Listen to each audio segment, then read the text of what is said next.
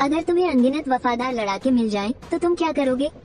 क्या तुम उन्हें पूरे देश में खाना डिलीवरी करने के काम पर लगा दोगे, या फिर हर एक के लिए एक गाड़ी किराए पर लेकर कैब चलवाओगे, या कुरियर कंपनी में पार्सल उठाने के काम पर भेज दोगे? अभी कुछ ही देर पहले की बात है, मैं अपने बिस्तर पर लेटा हुआ था और एक ऐप के खतरे की चेतावनी को नजरअंदाज करते हुए उसे इंस्टॉल कर रहा था। तभी अचानक एक विज्ञापन ने मेरा ध्यान खींचा। उस विज्ञापन में लिखा था, अगर तुम्हारे पास अनगिनत वफादार लड़ाके हो तो तुम क्या करोगे? बस अपनी उत्सुकता शांत करने के लिए मैंने उस पर क्लिक कर दिया और अगले ही पल मेरे कानों में अचानक सिस्टम की एक आवाज गूंज उठी। अनलिमिटेड वॉरियर सिस्टम कामयाबी से जुड़ गया है। आज के वफादार लड़ाके अपनी जगह पर पहुंच चुके हैं। उसके बाद ही मेरी आंखों के सामने अचानक दो हटे कट्टे खूंखार से आदमी प्रकट हो गए। उन्हें देखकर मेरे चेहरे पर घबराहट साफ झलक रही थी। काफी देर तक सन्नाटा छाए रहने के बाद मैंने थोड़ा खांसते हुए पूछा, क्या तुम लोग सच में मेरे आदमी हो? ये सुनकर उन दोनों पहलवानों ने अपनी भारी आवाज में जवाब दिया, बिल्कुल सही मालिक। हम ताई मियू और हानमा अपने मालिक को सलाम करते हैं। इतना कहकर उन्होंने बड़े ही सम्मान के साथ सिर झुकाकर मुझे प्रणाम किया। ये देखकर मैंने हड़बड़ाते हुए अपने हाथ हिलाए और उन्हें इशारा किया कि इसकी कोई जरूरत नहीं है। कुछ सेकंड बाद जब मेरी धड़कन थोड़ी सामान्य हुई तो मैंने झिझकते हुए पुकारा, सिस्टम, क्या तुम वहाँ हो? लेकिन सिस्टम ने कोई जवाब नहीं दिया, पर मेरी आंखों के सामने एक वर्चुअल स्क्रीन उभर कर आ गई। उस पर लिखा था, मौजूदा लेवल 0। हर दिन 2 नए लड़ाके मिलेंगे। लड़ाकों का लेवल 1, कोई खास स्किल नहीं, लेकिन इनकी शारीरिक ताकत आम इंसान से 10 गुना ज्यादा है। जब ये लड़ाके 1 लाख रुपए से ज्यादा की कमाई कर लेंगे, तब सिस्टम का अगला लेवल खुल जाएगा।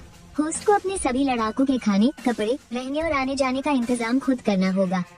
उस स्क्रीन को देखकर मुझे कुछ बुनियादी बातें तो समझ आ गई, लेकिन मेरे मन में अभी भी एक सवाल खटक रहा था, इनकी पहचान का क्या? अगर इनके पास कोई आईडी प्रूफ नहीं हुआ तो बड़ी मुश्किल हो जाएगी।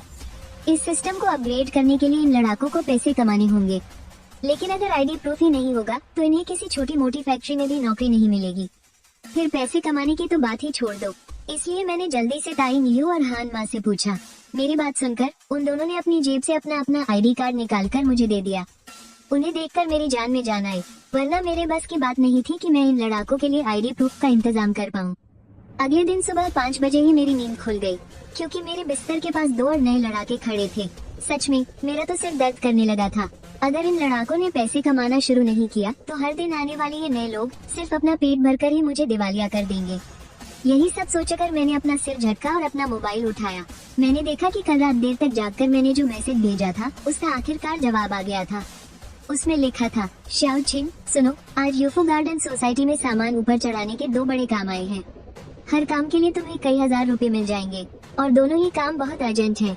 क्या तुम्हें पक्का यकीन है कि तुम सिर्फ अपने आदमियों के साथ इसे पूरा कर लोगे? यह मैसेज पढ़ने के बाद मैंने तुरंत जवाब टाइप किया, शेर भाई, आप बिल्कुल फिक्र मत कीजिए। मेरे ये सभी मजदूर इस काम में बहुत पुराने और माहिर हैं। मैं आपको निराश नहीं करूँगा। आप बेफिक्र रहिए। अगर कोई भी गड़बड़ हुई तो उसका सारा हर्जाना मैं खुद भरूंगा। उधर से भी तुरंत जवाब आ गया, ठीक है, तो मैं एक बार तुम पर भरोसा कर लेता हूँ। मैं थोड़ी देर में तुम्हें पता भेज दूंगा। तुम सीधा अपने आदमियों को लेकर वहाँ पहुँच जाना। फोन करते ही मेरे चेहरे पर एक बड़ी सी मुस्कान छा गई। हर रोज टपक पड़ने वाले डेडपूल का पेट पालने के लिए कल रात मैंने बहुत गहराई से सोचा। अभी महीने की सैलरी वाली नौकरी तो मैं बिल्कुल नहीं कर सकता। आखिरकार एक ही महीने में 60 से भी ज्यादा डेडपूल आ धमकते हैं, और इससे पहले कि मेरी पहली तनख्वाह आए, मेरी जमा पूंजी तो इनके खाने में ही उड़ जाएगी। इसलिए हर दिन की दिहाड़ी वाला काम ही सबसे सही रहेगा।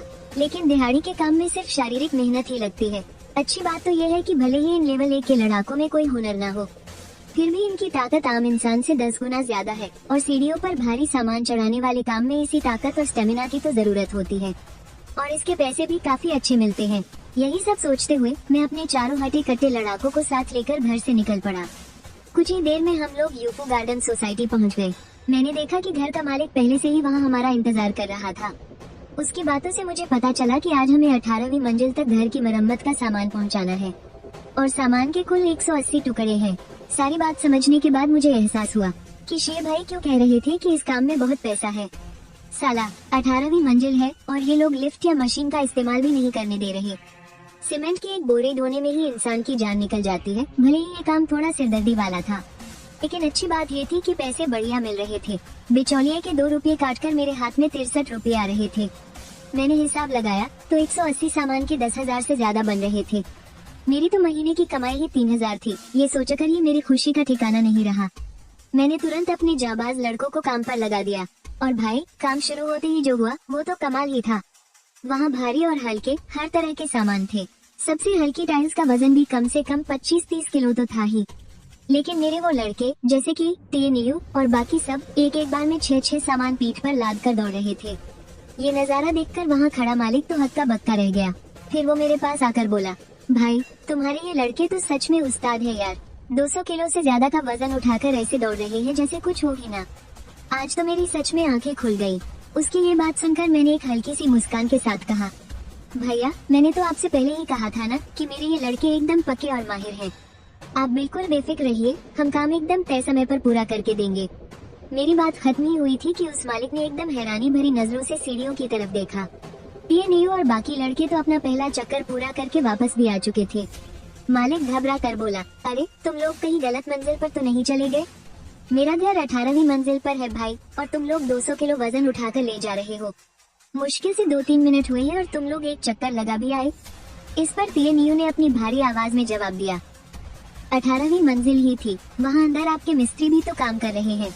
मालिक को अब भी यकीन नहीं हो रहा था तो उसने तुरंत अपने घर पर काम कर रहे मिस्त्री को फोन लगा दिया। उधर से मिस्त्री ने हाँ में जवाब दिया तो मालिक ने फोन रखा और उसका चेहरा ऐसा हो गया जैसे कोई भूत देख लिया हो। और इस तरह 2 घंटे से भी कम समय में सारा का सारा सामान ऊपर पहुंचा दिया गया। काम खत्म होते ही मालिक ने बिना कोई बकवास किए सीधे पैसे मेरे अकाउंट में डाल दिए। 11,300 से भी ज्यादा की कमाई देखकर मेरी तो बाँछें खिल गयी। भाई जिंदगी में पहली बार मैंने एक दिन में इतने पैसे कमाए थे। एक शब्द में कहूँ तो मजा आ गया। दोपहर को अपने जाबाजों की मेहनत का इनाम देने के लिए मैं सीधा उन्हें खाना खिलाने ले गया। हम सबने 78 रुपए वाली बढ़िया मटन नल्ली खाई। दिन के 12 बज रहे थे। होटल का मालिक हमें ऐसे घूर रहा था जैसे हम उसका सारा खाना ही खा गए हो। उसी की नजरों के बीच हम वहाँ से निकले। फिर दोपहर को हमें एक और काम मिल गया। एक मॉल की छत पर 2000 सीमेंट की बोरियां पहुँचानी थी। इस काम के कुल 14,000 रुपए मिलने तय हुए, जिसमें से 2,000 रुपए बिचौलिए का कमीशन था। मेरे अकेले के बस की बात तो ये बिल्कुल नहीं थी, लेकिन मैं खाली भी नहीं बैठा था। मैंने अपने लड़कों के लिए ताजे फल और एकदम ठंडा पानी लाकर रख दिया।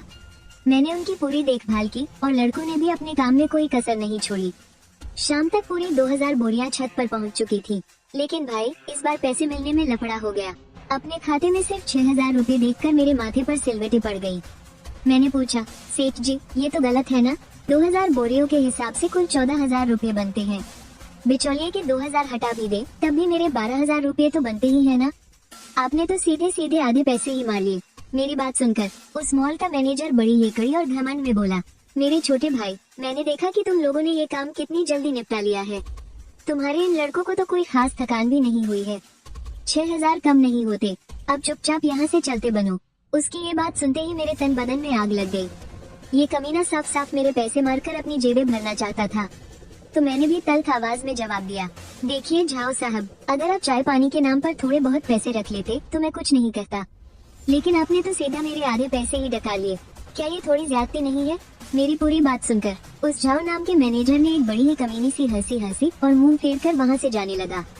ये देखकर मैं झट से आगे बढ़ा और उसका रास्ता रोकते हुए बोला, झाओ साहब रिश्ते उतने ही बिगाड़िए कि कल को नजरें मिलाने में शर्म न आए। आप मुझे इस तरह मजबूर मत कीजिए। पैसों का घाटा बहुत बड़ा है। मैं अपने नीचे काम करने वाले लड़कों को क्या जवाब दूंगा? चलिए एक काम करते हैं, आप 1000 रुपए अपनी चाय पानी के लिए रख लीजिए और बाकी के पैसे मुझे दे दीजिए। अभी मेरी बात पूरी भी नहीं हुई थी कि झाओ नाम के उस मैनेजर ने चिढ़ते हुए बीच में ही बात काट दी। अरे तुम्हारी बकवास खत्म हुई या नहीं? बस इतना ही है मेरे पास। अगर तुम में हिम्मत है तो जो उखाड़ना है उखाड़ लो। ये देखकर मेरा भी खून खौल उठा। ओए झाओ, क्या मैंने तुझे कुछ ज्यादा ही सिर पर चढ़ा लिया है? अगर आज तूने मेरे पैसे नहीं दिए ना तो कान खोल कर सुन ले, तू यहाँ से सही सलामत वापस नहीं जाएगा। ये सुनकर उस मैनेजर झाओ ने पलटकर कहा, अबे कल के लौंडे, तू मुझसे पंगा लेना चाहता है? तुझे बता दूं, तूने गलत आदमी से पंगा लिया है। फिर उसने हाथ हिलाकर 6-7 गार्ड्स को बुला लिया। ये देखकर मैं समझ गया कि वो पहले से ही पूरी तैयारी में था, लेकिन फिर भी मैंने उसे छोड़ने का कोई इरादा नहीं किया था। तुम्हें पता होना चाहिए कि मेरे सारे आदमी मेरे लिए अपनी जान की बाजी लगाने वाले वफादार हैं, जो मेरे लिए किसी भी वक्त अपनी जान दे सकते हैं। सामने से गार्ड्स को आता देख टीएनयू और बाकी लोग तुरंत मेरे चारों तरफ खड़े हो गए। फिर मैंने उसके कान में फुसफुसाते हुए कहा, अभी इस साले के हाथ पैर तोड़ देना। टीएनयू ने बिना कुछ कहे चुपचाप सिर हिला दिया। अगले ही पल टीएनयू ने लंबे कदम बढ़ाते हुए सीधे मैनेजर झाओ के पेट में एक जोरदार लात जड़ दी। जिससे वो 3-4 मीटर दूर जा गिरा। और ये तब था जब उसने अपनी पूरी ताकत का इस्तेमाल नहीं किया था, वरना टीएनयू की ताकत को देखते हुए उसकी एक लात से ही वो सीधा ऊपर पहुंच जाता। मैनेजर झाओ को सांस वापस आने से पहले कई बार सूखी उल्टियां आई। फिर वो जोर से चिल्लाया, मारो इन सालों को, इन्हें कुछ भी हुआ तो मैं जिम्मेदार हूँ। ये सुनकर सारे गार्ड्स गुस्से से आग बबूला होते हुए आगे बढ़ने लगे, लेकिन हान माँ और बाकी लोगों की फुर्ती उनसे कहीं ज्यादा थी। मेरे 3 वफादारों ने उन 6-7 गार्ड्स को वहीं रोक लिया। वो उन्हें ऐसे पीट रहे थे जैसे कोई बाप अपने बेटे की धुलाई करता है। हर एक मौके पर एक आदमी गिर रहा था। वहीं दूसरी तरफ टीएनयू मैनेजर झाओ के पास पहुंच गया। उसने कोई फालतू बात नहीं की और सीधा अपना 84 नंबर का भारी भरकम पैर उठाकर उस पर दे मारा। बस हड्डियों के चटकने की तड़क आवाज आई और उसके बाद मैनेजर झाओ दर्द के मारे बुरी तरह चीखने चिल्लाने लगा। तब मैं आगे बढ़कर मैनेजर झाओ के सामने गया और एक खौफनाक मुस्कान के साथ बोला, तो खुद को बहुत बड़ा नवाब समझ रहा था ना? तुझे लगा कोई तुझे हाथ नहीं लगा सकता है ना? आज तेरा ये सारा गुरूर तो मुझे तोड़ना ही था। अब बोल, तू पैसे देगा या नहीं? अब मैनेजर झाओ की वो पहले वाली अकड़ बिल्कुल गायब हो चुकी थी।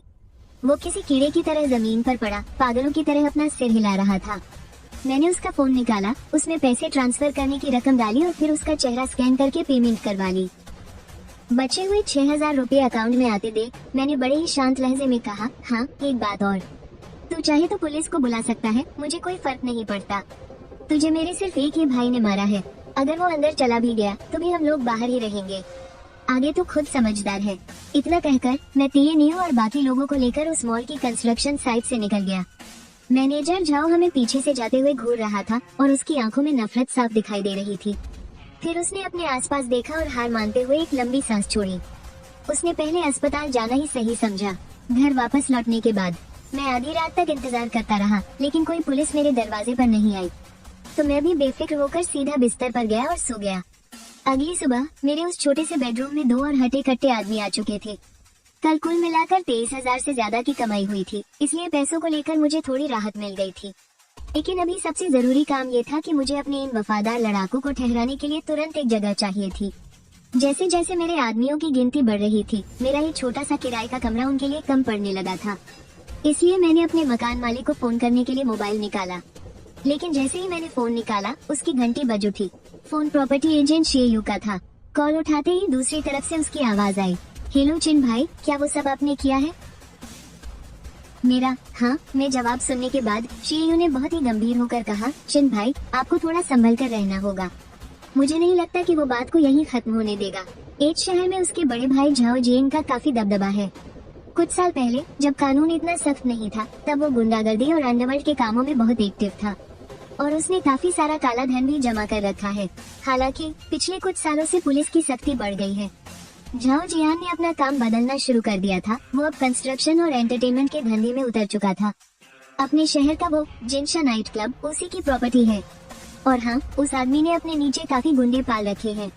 माना कि उसका भाई किसी काम का नहीं था, लेकिन तुमने उसे बुरी तरह पीट कर अपाहिज जो कर दिया है। झाओ जियान अब चुप तो बैठने वाला नहीं है, इसलिए किन भाई तुम्हें अब बहुत संभल कर रहना होगा। उसकी बातें सुनकर मैंने हामी भरी और कहा, शुक्रिया शे भाई, बताने के लिए बहुत बहुत शुक्रिया। अगर तुमने नहीं बताया होता तो मैं तो यही सोच रहा था कि वो झाओ डर कर पीछे हट गया है। थोड़ी और बातचीत करने के बाद मैंने फोन काट दिया। इसके तुरंत बाद मैंने अपने मकान मालिक को फोन घुमाया और जिस बिल्डिंग में मैं रह रहा था वहीं 10 और कमरे किराए पर ले लिए। किराए की शर्त थी 1 महीने का एडवांस और 2 महीने का किराया। इसमें मेरी कल की कमाई का 3/4 हिस्सा एक झटके में उड़ गया। अपने खाली बटुए को देखकर मेरे दिमाग में बस एक ही बात चल रही थी, पैसा कमाना है। गनीमत है कि शेयू ने मेरी बहुत मदद की। उसने मुझे दिहाड़ी वाले कुछ और काम दिलवा दिए। हालांकि कल के मुकाबले आज पैसे थोड़े कम मिल रहे थे, लेकिन अच्छी बात ये थी कि काम बहुत सारा था। फिर क्या था, मैंने अपने वफादार लड़ाकों को साथ लिया और काम पर लग गया। देखते ही देखते 5 दिन बीत गए। जैसे जैसे मेरे वफादार लड़ाकों की गिनती बढ़ती जा रही थी, मेरे हाथ में पैसे भी उसी रफ्तार से आ रहे थे और इसी के साथ मेरा सिस्टम भी लेवल 2 पर पहुंच गया। लेवल 2 के सिस्टम में अब हर दिन लेवल 1 के 5 लड़ाके और लेवल 2 का एक लड़ाका मिल सकता था। लेवल 2 के लड़ाके की ताकत लेवल 1 वाले जैसी ही होती है, लेकिन उसके पास कोई ना कोई एक खास हुनर जरूर होता है। अभी मेरे पास लेवल 1 के कुल 16 लड़ाके हैं। सिस्टम का लेवल बढ़ता देख मुझे अंदर से बहुत खुशी हो रही थी। पिछले कुछ दिनों से लड़ाकों के साथ जो जी तोड़ मेहनत की थी वो आखिरकार रंग लाई। फिर उन सब के साथ मिलकर मैंने रात का खाना खाया और आराम करने के लिए अपने कमरे में आ गया। मैं ये भी देखना चाहता था कि ये नया लेवल 2 का लड़ाका क्या कमाल दिखा सकता है। देखते ही देखते रात के 12 बज गए और अचानक से मेरे छोटे से कमरे में 6 नए लड़ाके प्रकट हो गए। मुझे इन सब चीजों की आदत सी हो गई थी, इसलिए बिना हैरान हुए मैंने अपना सिस्टम इंटरफेस खोला। उनमें से 5 लड़ाके बिल्कुल टीएनयू की तरह थे। उनके पास कोई खास हुनर नहीं था, बस सांड जैसी बेतहाशा ताकत थी। फिर मेरी नजर उस इकलौते लेवल 2 वाले लड़ाके पर पड़ी। उसका नाम ली जान लियांग था और उसके पास मास्टर लेवल का हुनर था।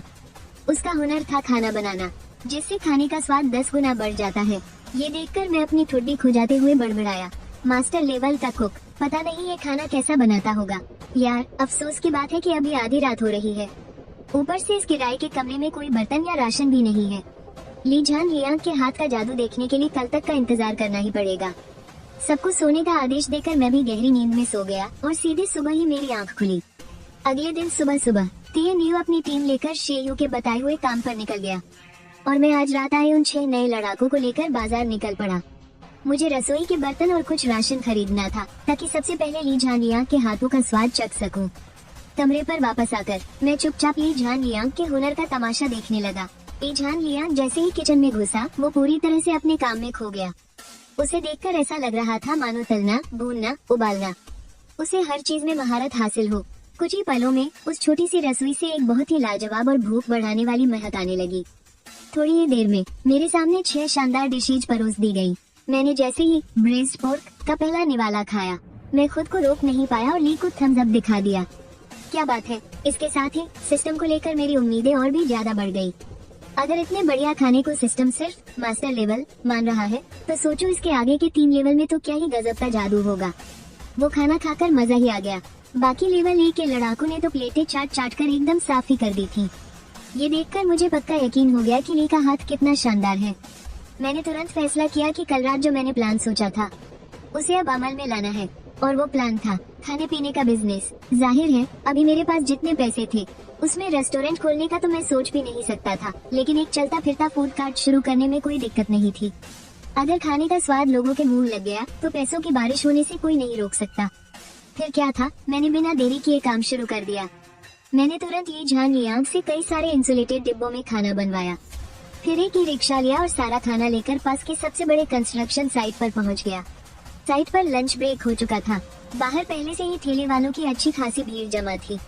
मैंने अपनी नजरें घुमाकर चारों तरफ मुआयना किया और एक खाली जगह ढूंढ ली। मैंने अपने लड़ाकों से कहकर खाने के सारे डिब्बे खुलवाए। फिर अपनी गाड़ी पर एक बड़ा सा बोर्ड लगा दिया जिस पर लिखा था, टिफिन बॉक्स सिर्फ 18 रुपये में, भरपेट खाना सिर्फ 18 रुपये। इसके बाद मैं बस ग्राहकों के आने का इंतजार करने लगा। ली जान लियांग की कुकिंग का तो कोई जवाब ही नहीं था। उसमें से उड़ती खुशबू ने कंस्ट्रक्शन साइट से बाहर आते ही मजदूरों को अपनी तरफ खींच लिया। मैं भी उन मजदूरों की हरकतों पर नजर रखे हुए था और उन्हें देखकर समझ गया कि मुझसे एक गलती हो गई है। हम हटे कट्टे आदमियों का झुंड एक साथ खड़े होकर लंच बॉक्स बेच रहा था। ये सच में थोड़ा अजीब लग रहा था। दूसरों की नजर से देखो तो ये किसी गुंडों के अड्डे जैसा ही लग रहा था। लेकिन अब किसी लड़की को काम पर बुलाने के लिए बहुत देर हो चुकी थी और तभी सड़क पर अचानक मुझे 2 लड़कियां दिखी जो स्टूडेंट लग रही थी। मैंने तुरंत फैसला किया और तेजी से उनके पास गया। एक्सक्यूज मी, क्या आप दोनों पार्ट टाइम काम करना चाहेंगी? सिर्फ 2 घंटे का काम है और 150 रुपए प्रति व्यक्ति मिलेंगे। मुझे अचानक ऐसे आते देख वे दोनों डर गयी। कोई गलतफहमी न हो इसलिए मैंने जल्दी से उन्हें अपनी बात समझा दी। मेरी बात सुनने के बाद ही उनकी जान में जान आई और उन्होंने शोर नहीं मचाया। उनमें से थोड़ी निडर दिखने वाली लड़की ने पूछा, तुम हमसे क्या पार्ट टाइम काम करवाना चाहते हो? हम कोई भारी भरकम काम नहीं कर सकते। ये सुनकर मैंने राहत की सांस ली और तुरंत जवाब दिया, अरे नहीं, कोई मेहनत वाला काम नहीं है। वहाँ देखिए, मैंने अपने गांव के रिश्तेदारों के साथ खाने का स्टॉल लगाया है। मेरे वो भाई थोड़े ज्यादा ही हटे कट्टे दिखते हैं, जिसकी वजह से कोई कस्टमर हमारे पास आ ही नहीं रहा। इसलिए मैं चाहता हूँ कि आप दोनों कस्टमर्स को बुलाने में हमारी मदद करें। ये सुनकर उन दोनों लड़कियों ने मेरी उंगली की दिशा में देखा और सच में वहाँ कुछ हटे कट्टे आदमी एक दूसरे का मुंह ताक रहे थे। उनके चेहरों पर साफ घबराहट दिख रही थी। यह नजारा देखकर वे दोनों अपनी हंसी नहीं रोक पाई। दूसरी लड़की ने थोड़ा मजाक उड़ाते हुए कहा, जो जानता है उसे तो पता है कि तुम खाना बेच रहे हो, लेकिन जो नहीं जानता उसे लगेगा कि तुम लोग हफ्ता वसूलने आए हो। ठीक है, हम ये काम करने के लिए तैयार हैं। चलो चलते हैं। उन दोनों लड़कियों के हमारे साथ जुड़ने के बाद जैसा सोचा था, मजदूरों ने हमारा खाना ट्राई करना शुरू कर दिया और एक बार चखने के बाद तो वे रुके ही नहीं। सिर्फ 1 घंटे के अंदर रिक्शे पर रखे खाने के सारे डिब्बे खाली हो गए। मैंने बिक्री रोक दी और बचे हुए 4 पैकेट उन दोनों लड़कियों को दे दिए। खाना लेने के बाद एक लड़की ने हैरानी से पूछा, यांग भैया, आप लोग यूनिवर्सिटी एरिया में क्यों नहीं जाते? वहाँ तो कंस्ट्रक्शन साइट के मजदूरों से कहीं ज्यादा स्टूडेंट्स होते हैं। ये सुनकर मैंने झिझकते हुए समझाया, मुझे लगता है कि यूनिवर्सिटी एरिया में कंपटीशन बहुत ज्यादा है। आज हमारा पहला दिन था तो सोचा पहले कंस्ट्रक्शन साइट पर किस्मत आजमा कर देख ले। इस पर झांगिया ने कहा, तो फिर आज का ट्रायल तो एकदम सक्सेसफुल रहा ना यांग भैया। अब से आप लोग यूनिवर्सिटी एरिया में ही खाना बेचना, मैं गारंटी देती हूँ कि आपका बिजनेस खूब चलेगा। मैंने मुस्कुराकर हामी भरी। खाना खाने के बाद मैंने उन दोनों को उनके पार्ट टाइम काम के पैसे दे दिए। पैसे पाकर वे दोनों बहुत खुश हुई। उन्हें विदा करने के बाद मैं आज की कमाई का हिसाब लगाने बैठ गया। सारा खर्चा निकालने के बाद आज मैंने 2800 रुपये कमाए। ये भले ही ज्यादा न लगे, लेकिन यह एक लंबा चलने वाला बिजनेस था और अभी तो कई नए बाजारों में जाना बाकी था। इस काम में काफी दम है।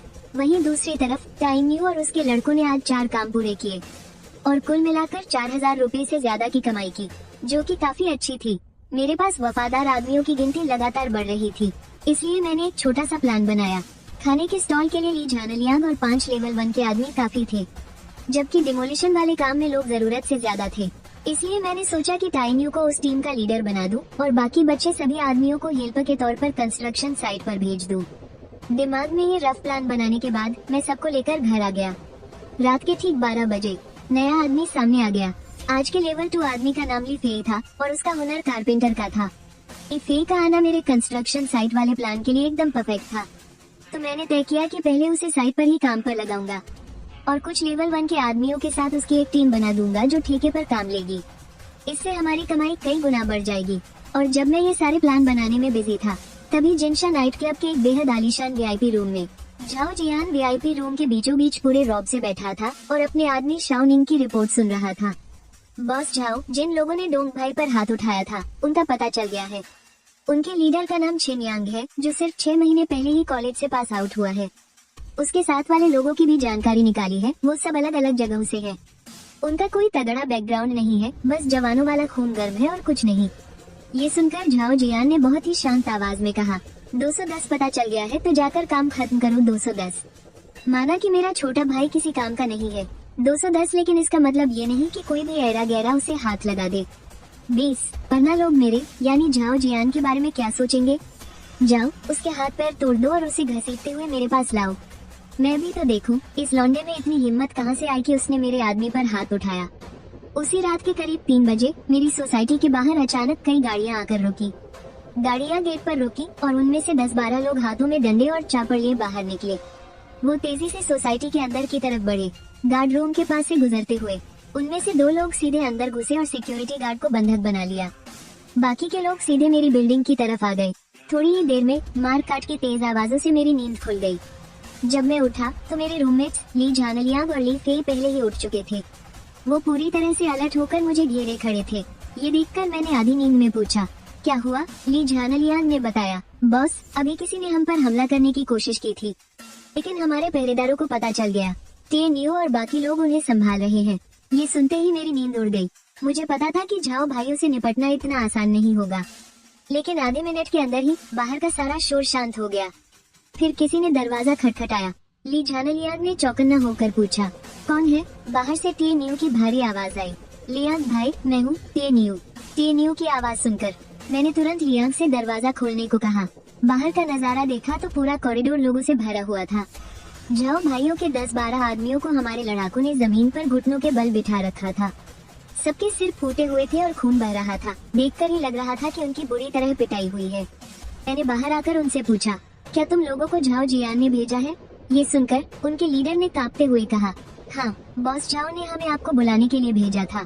मैं हल्के से हंसा और जमीन पर गिरे डंडों और चापड़ों को देखकर मजाक उड़ाते हुए बोला, मेहमानों को बुलाने का ये कौन सा तरीका है? ये सुनकर शेन निंग हकलाने लगा और उसने कोई जवाब नहीं दिया। मैं भी इस मामले को ऐसे ही छोड़ने वाला नहीं था। जब दुश्मनी घर तक आ ही गई है तो फिर बात करने का कोई मतलब नहीं। मैंने टीएनयू से कहा कि शेन निंग और गाड़ी चलाने वाले 2 आदमियों को उठा ले। फिर मैं अपने लड़ाकों के साथ उन्हीं की गाड़ियों में बैठकर सीधा जिनशा नाइट क्लब की तरफ निकल पड़ा। घर पर ली फे और लियांग को उन बाकी बचे हुए गुंडों पर नजर रखने का काम सौंप दिया गया। आधे घंटे बाद हम नाइट क्लब के दरवाजे पर पहुंच चुके थे। शेन निंग हमें स्टाफ लिफ्ट से सबसे ऊपरी मंजिल पर ले गया। जैसे ही लिफ्ट का दरवाजा खुला, टीएनयू और हमर सबसे पहले बाहर निकले और जिनशा नाइट क्लब का जो भी आदमी सामने आया उसे मार मार कर गिरा दिया। बहुत जल्द पूरी मंजिल पर सन्नाटा छा गया। फिर हम एक बहुत ही शानदार वीआईपी रूम के दरवाजे पर पहुंचे। शेन निंग ने दरवाजे की तरफ इशारा करते हुए कहा, बॉस झाओ इसी के अंदर है। मैंने उसे दरवाजा खोलकर अंदर जाने का इशारा किया। शेन निंग ने वैसा ही किया। उसके अंदर जाते ही वहाँ बैठे सभी लोगों की नजरें उस पर टिक गयी। झाओ जियान ने देखा कि शेन निंग आया है तो उसने अपने आदमियों को रूम का म्यूजिक बंद करने का हुक्म दिया। फिर अपनी दोनों बाहों में एक एक लड़की को पकड़े हुए उसने पूछा, क्या काम हो गया? वो कल का छोकरा कहाँ है? इससे पहले कि शेन निंग कुछ बोल पाता, मैं अपने लड़ाकों के साथ पूरी दबंगई से अंदर दाखिल हुआ। अंदर आते ही मेरे लड़ाकों ने उठने की कोशिश कर रहे उन लोगों को झट से दबोच लिया। टाई नियो ने जोर से चिल्लाते हुए कहा, अगर शरीर में फालतू छेद नहीं चाहिए तो सबके सब चुपचाप बैठे रहो। पल भर में ही जो कमरा अभी तक शोर से गूंज रहा था वहाँ एकदम सन्नाटा छा गया। झाओ जियान ने गुस्से से घूरते हुए ये सब देखा पर वो कुछ नहीं बोला। मैंने एक घमंडी सी मुस्कान के साथ कहा, सुना है बॉस झाओ मुझे ढूंढ रहे हैं, इसलिए मैं भागा भागा आपके पास चला आया। कहिए बॉस, क्या काम था? अब मैं आपके ठीक सामने खड़ा हूँ, बताइए क्या बात है?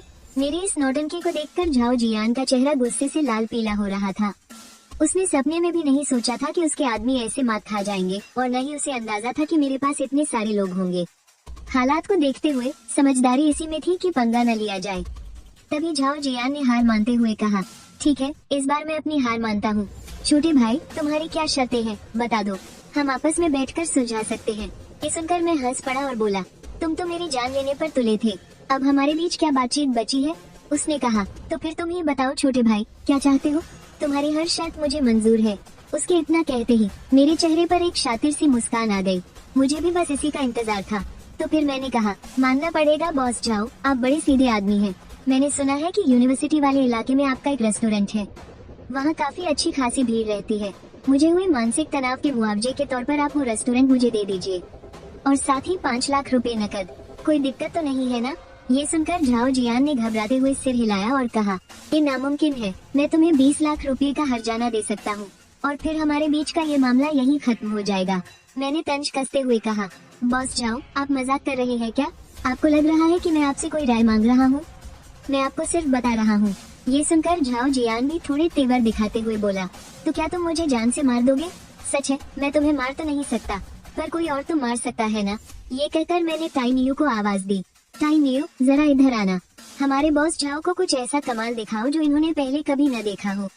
मैंने सामने रखी संगमरमर की टेबल की तरफ इशारा किया और टाई नियो तुरंत समझ गया। उसने अपनी पूरी ताकत जुटाई और जोर से एक मुक्का टेबल पर दे मारा। धड़ाम, एक ही झटके में पूरी टेबल चकनाचूर होकर जमीन पर बिखर गई। झाओ जियान और कमरे में मौजूद बाकी सभी लोगों की आंखें पटी की पटी रह गई। वो कोई आम टेबल नहीं, संगमरमर की थी, जिसे किसी भारी हथौड़े से भी आसानी से नहीं तोड़ा जा सकता था। फिर मैंने पूछा, टाई नियो, क्या तुम्हें जेल जाने से डर लगता है? टाई नियो ने अपनी छाती ठोकते हुए कहा, बॉस, मुझे कोई डर नहीं है। इसके बाद मैं झाओ जियान की तरफ मुड़ा और बोला, बॉस झाओ, अगर आप कोई हर्जाना नहीं देना चाहते तो भी कोई बात नहीं, लेकिन आप मुझे निपटाना चाहते थे तो उसका हिसाब तो मुझे चुकता करना ही होगा। तो ऐसा करते हैं, मेरा ये भाई जेल जाने से नहीं डरता और मुझे भी आपका कोई पैसा नहीं चाहिए। आप बस इसका एक मुक्का खा लीजिए, फिर सब हिसाब बराबर। ये सुनते ही झाओ जियान के चेहरे का रंग उड़ गया। उसने सोचा कि अगर ये मुक्का उसके शरीर पर पड़ा तो या तो वो जिंदा नहीं बचेगा या जिंदगी भर के लिए अपाहिज हो जाएगा। ये सोचकर उसने दांत पीसते हुए कहा, ठीक है, मैं दे दूंगा। हाँ हाँ हाँ, बहुत खूब बॉस झाओ, क्या बात है। इसके बाद एक समय तय करके मैं अपने आदमियों को लेकर वहाँ से निकल गया। और हाँ, जाने से पहले मैंने वो 3 गाड़ियाँ भी ले ली जिनसे हम आए थे। हमारे जाने के बाद किसी ने झाओ जियान को पुलिस बुलाने की सलाह दी और कहा कि उसके साथ जबरन वसूली हुई है। लेकिन आखिर में झाओ जियान ने हाथ हिलाते हुए कहा कि छोड़ो यार, और बाकी लोगों को भी अपना मुंह बंद रखने को कह दिया। घर वापस आने के बाद मैं पूरे संतोष के साथ अपने बिस्तर पर लेट गया और फिर से सो गया। अगले दिन सुबह सुबह वो शेन निंग एक वकील और ढेर सारे पैसे लेकर मेरे दरवाजे पर आ गया। फिर हम दोनों के बीच होमविन रेस्टोरेंट और उन 3 गाड़ियों का मालिकाना हक ट्रांसफर करने का काम पूरा हो गया। लेकिन मैंने थोड़ी होशियारी बरती। मैंने सब कुछ अपने उन वफादार आदमियों के नाम पर करवाया ताकि अगर झाओ जियान अपनी बात से मुकरे या कोई चाल चले तो मैं खुद को सुरक्षित रख सकूं। कुछ ही देर बाद मैं यूनिवर्सिटी सिटी के उस होमविन रेस्टोरेंट के सामने खड़ा था और उस 3 मंजिला इमारत को देखकर मैं खुशी से फूला नहीं समा रहा था। और सबसे ज्यादा खुश तो ली झानलियांग था। हॉस्टल के उन छोटे छोटे किचन में काम कर करके वो सच में पक चुका था। अब एक इतना बढ़िया और मॉडर्न किचन मिलने से उसके काम की रफ्तार कहीं ज्यादा तेज हो गई थी। 2 लोगों को साफ सफाई और निगरानी के लिए वहाँ छोड़कर मैंने अपने आदमियों के साथ मिलकर फिर से अपना टिफिन वाला बिजनेस शुरू कर दिया। आज हमें 2 अलग अलग जगहों पर टिफिन बेचने थे, इसलिए मैंने अपने आदमियों को 2 गुटों में बांट दिया। एक गुट को उसी पुरानी कंस्ट्रक्शन साइट पर भेजा गया और दूसरे ने होमबिन रेस्टोरेंट के ठीक सामने अपना स्टॉल लगा लिया। जहाँ गया और लियू युआन भी बिल्कुल सही वक्त पर आ गई। उन्हें देखकर ही लग रहा था कि इन दोनों लड़कियों को ये पार्ट टाइम जॉब सच में बहुत पसंद है, वरना वो इतनी फुर्तीली थोड़ी न होती। 2 घंटे बीत गए और सारा का सारा खाना चट हो गया। पिछली बार की तरह ही मैंने उन दोनों लड़कियों को 2-2 टिफिन भरकर खाना दिया और फिर मैंने उनसे कहा, सुनो, तुम दोनों को आज रात यहाँ आने की कोई जरूरत नहीं है। ये सुनकर जहांगीर ने अपने खाने से भरे हुए मुंह से ही एक अजीब सी हैरान करने वाली आवाज निकाली, हम यान भैया, क्या हमसे कोई गलती हो गई है? उसका वो सूजे हुए गालों वाला चेहरा बिल्कुल किसी प्यारे से सुअर के बच्चे जैसा लग रहा था, जिसे देखकर मेरी हंसी छूट गई। मैंने मुस्कुराते हुए समझाया, अरे पहले मेरी पूरी बात तो सुन लो। बात दरअसल ये है कि मैंने यूनिवर्सिटी वाले इलाके में भी एक नई दुकान खोल ली है, वहीं होमबिन रेस्टोरेंट के पास। वो तुम्हारे कॉलेज के बिल्कुल पास भी है, तो तुम लोग रात को सीधे वहीं होमबिन रेस्टोरेंट पहुंच जाना। इससे तुम लोगों को आने जाने में भी आसानी होगी। ये सुनकर उन दोनों लड़कियों ने चैन की सांस ली। खाना खाने के बाद हम सब लोग होमबिन रेस्टोरेंट वापस आ गए और मैं एक बार फिर से हिसाब किताब लगाने वाली मशीन बन गया। जब मैंने मुनाफे का हिसाब लगाया तो सिर्फ आज दोपहर की ही हमारी कमाई लगभग 9,000 तक पहुंच गई थी। अगर रात को भी हमने इतनी ही जोरदार बिक्री की तो हमारा असली मुनाफा 15,000 को पार कर जाएगा। सच में इस बिजनेस में उतरने का मेरा फैसला बिल्कुल सही था, इसमें बहुत पैसा है। पलक झपकते ही रात के 12 बज गए। मेरे वो वफादार सिपाही एक बार फिर मेरे सामने हाजिर थे और आज जो दूसरे लेवल का सिपाही मुझे मिला था वो पेशे से एक राजमिस्त्री था। चलो ये भी ठीक ही है, इससे हमारी कंस्ट्रक्शन टीम और भी ज्यादा मजबूत हो जाएगी। मैंने अपना एक्सपीरियंस पॉइंट भी चेक किया, वो अब 40,000 हो चुका था। थोड़ी देर उस पर और माथापच्ची करने के बाद मैं गहरी नींद में सो गया। अगले दिन सुबह सुबह मेरे फोन की घंटी ने मेरी नींद तोड़ दी। मैंने नींद में ही अपना हाथ बढ़ाकर फोन उठाया और स्क्रीन पर देखा। स्क्रीन पर माँ लिखा था। ये देखते ही मेरी सारी नींद पल भर में उड़ गई। मैंने हड़बड़ाते हुए फोन उठाया और उधर से माँ की बहुत ही घबराई हुई आवाज आई, अरे बेटा, बहुत बड़ी गड़बड़ हो गई है। तेरी बहन चिन यूए छुपकर एक सिटी चली गई है। वो कह रही थी कि उसे वहाँ कोई समर जॉब करनी है, तो जल्दी से उससे बात कर। हे भगवान, कहीं वो किसी मुसीबत में न पड़ जाए। माँ की बात सुनते ही मैंने फोन काटा और तुरंत अपनी बहन को कॉल मिलाया। लेकिन इससे पहले कि मैं कुछ बोल पाता, उधर से मेरी बहन की चहकती हुई आवाज आ गई, भैया, मैं एट सिटी पहुँच गई हूँ। मैं बस अभी ट्रेन से उतरी हूँ, चलो जल्दी से मुझे लेने आ जाओ। मैं उसे डांटने ही वाला था कि वो यहाँ न आए, लेकिन काम करके फिर बताने की उसकी इस तरकीब ने मेरा सारा गुस्सा ही ठंडा कर दिया। फोन रखने के बाद मैंने अपने एक आदमी को साथ लिया और गाड़ी निकालकर सीधे रेलवे स्टेशन की तरफ निकल पड़ा। कुछ ही देर बाद 3 छोटी लड़कियां आपस में खूब चहचहाती हुई एग्जिट गेट से बाहर आती हुई दिखाई दी। मेरी बहन चिन यूए की नजर भी मुझ पर पड़ गई और फिर खुशी के मारे उसने तुरंत अपनी सहेली का हाथ छुड़ा। वो मेरे सामने भागती हुई आई और बड़े ही लाड़ प्यार से बोली, भैया, आप मुझे लेने आ गए। इससे पहले कि मैं कुछ बोल पाता, उसने पीछे मुड़कर अपनी सहेलियों को बुलाया और मेरा परिचय कराते हुए कहा, लिंग लिंग, छिंग छिंग, जल्दी इधर आओ, ये मेरे भैया हैं, छिन यांग। उन दोनों ने भी मुझे देखकर बड़े उत्साह से नमस्ते किया।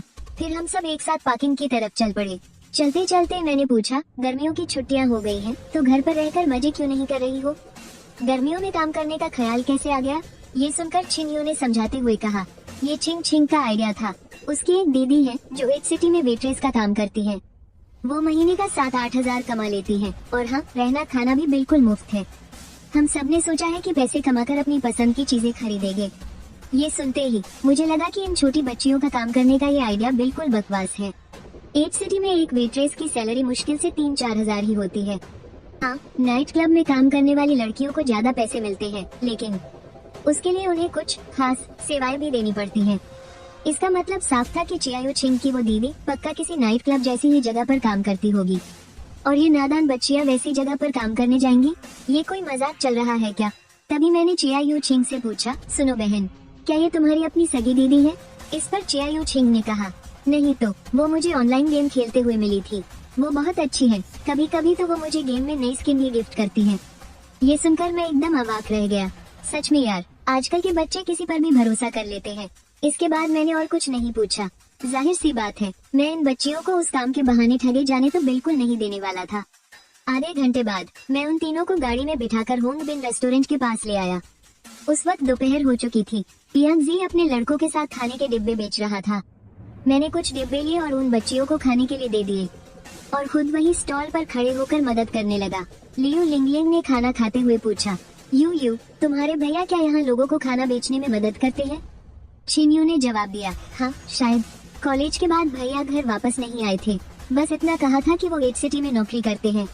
मुझे भी ठीक से नहीं पता कि वो क्या काम करते हैं। मुझे खाने के डिब्बे बेचते हुए देखकर लियू लिंगलिंग की दिलचस्पी तुरंत खत्म हो गई।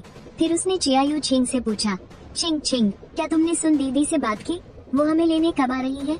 मैंने अभी सुन दीदी को अपनी लोकेशन भेजी है। उन्होंने कहा है कि वो बस थोड़ी ही देर में हमें लेने आ जाएंगी। ये सुनकर लियू लिंगलिंग ख्यालों में खोते हुए बोली, अरे वाह, महीने की 7-8 हजार। मैंने तो कभी एक साथ इतने पैसे देखे भी नहीं है। जब मेरे पास पैसे आएंगे ना, तो मैं अपनी पसंद की सारी चीजें खरीद लूंगी। देखते ही देखते आधा घंटा बीत गया। एक काले रंग की गाड़ी होंग बिन रेस्टोरेंट के सामने आकर रुकी। उसमें से एक औरत बाहर निकली जिसने चेहरे पर खूब सारा मेकअप थोपा हुआ था और भड़कीले कपड़े पहने थे। उस औरत को देखते ही छिन्यू और उसकी दोनों सहेलियां खुशी से उछलते हुए उसकी तरफ दौड़ी। चियायू छिंग ने भागते हुए आवाज लगाई, सुन दीदी नाम की उस औरत ने चियायू छिंग को देखते ही उसकी तारीफ करते हुए कहा, अरे वाह, तो तुम ही छिंग हो ना? तुम तो बहुत प्यारी हो। उसी वक्त मैं अपने स्टॉल पर पैसे गिन रहा था। यह नजारा देखकर दीदी, मैं भी उनके पास चला गया। नमस्ते मैडम, मैं इन बच्चियों का बड़ा भाई हूँ। मेरा नाम छिन यांग है। मेरी बात सुनकर सुन दीदी के चेहरे का रंग थोड़ा उड़ गया, लेकिन फिर भी उसने बड़ी शालीनता से मुझे नमस्ते किया। उसकी घबराहट देखकर मैंने बिना किसी लाग लपेट के सीधे मुद्दे की बात पूछी। मेरी बहन बता रही थी कि आपको वेट्रेस के काम के लिए कुछ लड़कियों की जरूरत है और आप पगार भी काफी अच्छी दे रही हैं। पर जहाँ तक मुझे पता है 7-8 हजार से ज्यादा की सैलरी देने वाली वेटर की नौकरी अपने इस एज शहर में तो ना के बराबर ही है। वैसे आप कहाँ काम करती हैं? मेरे इस सवाल पर सुन दीदी थोड़ा हड़बड़ाने लगी, लेकिन मेरे बार बार कुरेदने पर आखिरकार उसने उस जगह का नाम उगल ही दिया, दिहाओ क्लब। ये सुनते ही मैं हक्के बक्के होकर उसे घूरने लगा। माना कि दिहाओ क्लब में वेटर्स की सैलरी सच में 7-8 हजार तक पहुंच सकती है, लेकिन उसके लिए कुछ खास तरह की सेवाएं भी देनी पड़ती हैं। मुझे तो अपनी आंखों पर यकीन ही नहीं हो रहा था कि ये औरत इन नादान बच्चियों को ऐसी घटिया जगह पर काम करने भेज रही है। अरे ये लड़कियां तो अभी बालिग भी नहीं हुई हैं। इस औरत का दिल सच में बहुत काला है। खुद को थोड़ा शांत करने के बाद मैंने एकदम ठंडी और सख्त आवाज में कहा, आप जा सकती हैं। मेरी बहन वैसी जगह पर काम करने हरगिज नहीं जाएगी। सुन दीदी समझ गई कि मुझे बेवकूफ बनाना आसान नहीं है, तो वो मुझे घूरकर देखने लगी और फिर अपनी गाड़ी में बैठकर वहाँ से खिसक गई। चिन्यू और बाकी लड़कियां अभी भी सदमे में थीं। जब मैंने उन्हें थोड़ा समझाया तब जाकर उन्हें इस खतरे का एहसास हुआ और वो डर गई। उन्हें यूं डरा और सहमा हुआ देखकर मैंने कहा, बस करो अब। 7-8 हजार की सैलरी के वो बड़े बड़े सपने देखना बंद करो। अगर ऐतराज ना हो तो यही मेरे साथ खाने के डिब्बे बेचो। दिन के 150 रुपए मिलेंगे, रहना और खाना भी मुफ्त रहेगा। 1 महीने काम कर लो, फिर मैं खुद तुम सबको तुम्हारे घर छोड़ आऊंगा। चिन्यू ने अपनी बड़ी बड़ी मासूम आंखों से मेरी तरफ देखा और बोली, भैया क्या आप सच कह रहे हो? खाने के डिब्बे बेचकर एक दिन में 150 रुपए कमाए जा सकते हैं? मैंने प्यार से चिन्यू के सिर पर हल्की सी चपत लगाई और कहा, क्यों बे, क्या खाने के डिब्बे बेचने का काम छोटा लगता है तुझे? तुम सब बस इतना बताओ कि काम करना है या नहीं।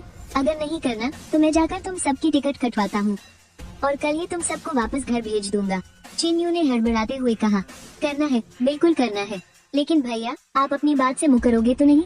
आप भी तो किसी और के यहाँ नौकरी ही करते हो ना? ये सुनकर मैंने थोड़ा कॉलर टाइट करते हुए घमंड से कहा, बिल्कुल मुकरूंगा नहीं, और बात सिर्फ खाने के डिब्बों की नहीं है। अब से यह पूरा रेस्टोरेंट भी मैं ही संभालता हूँ।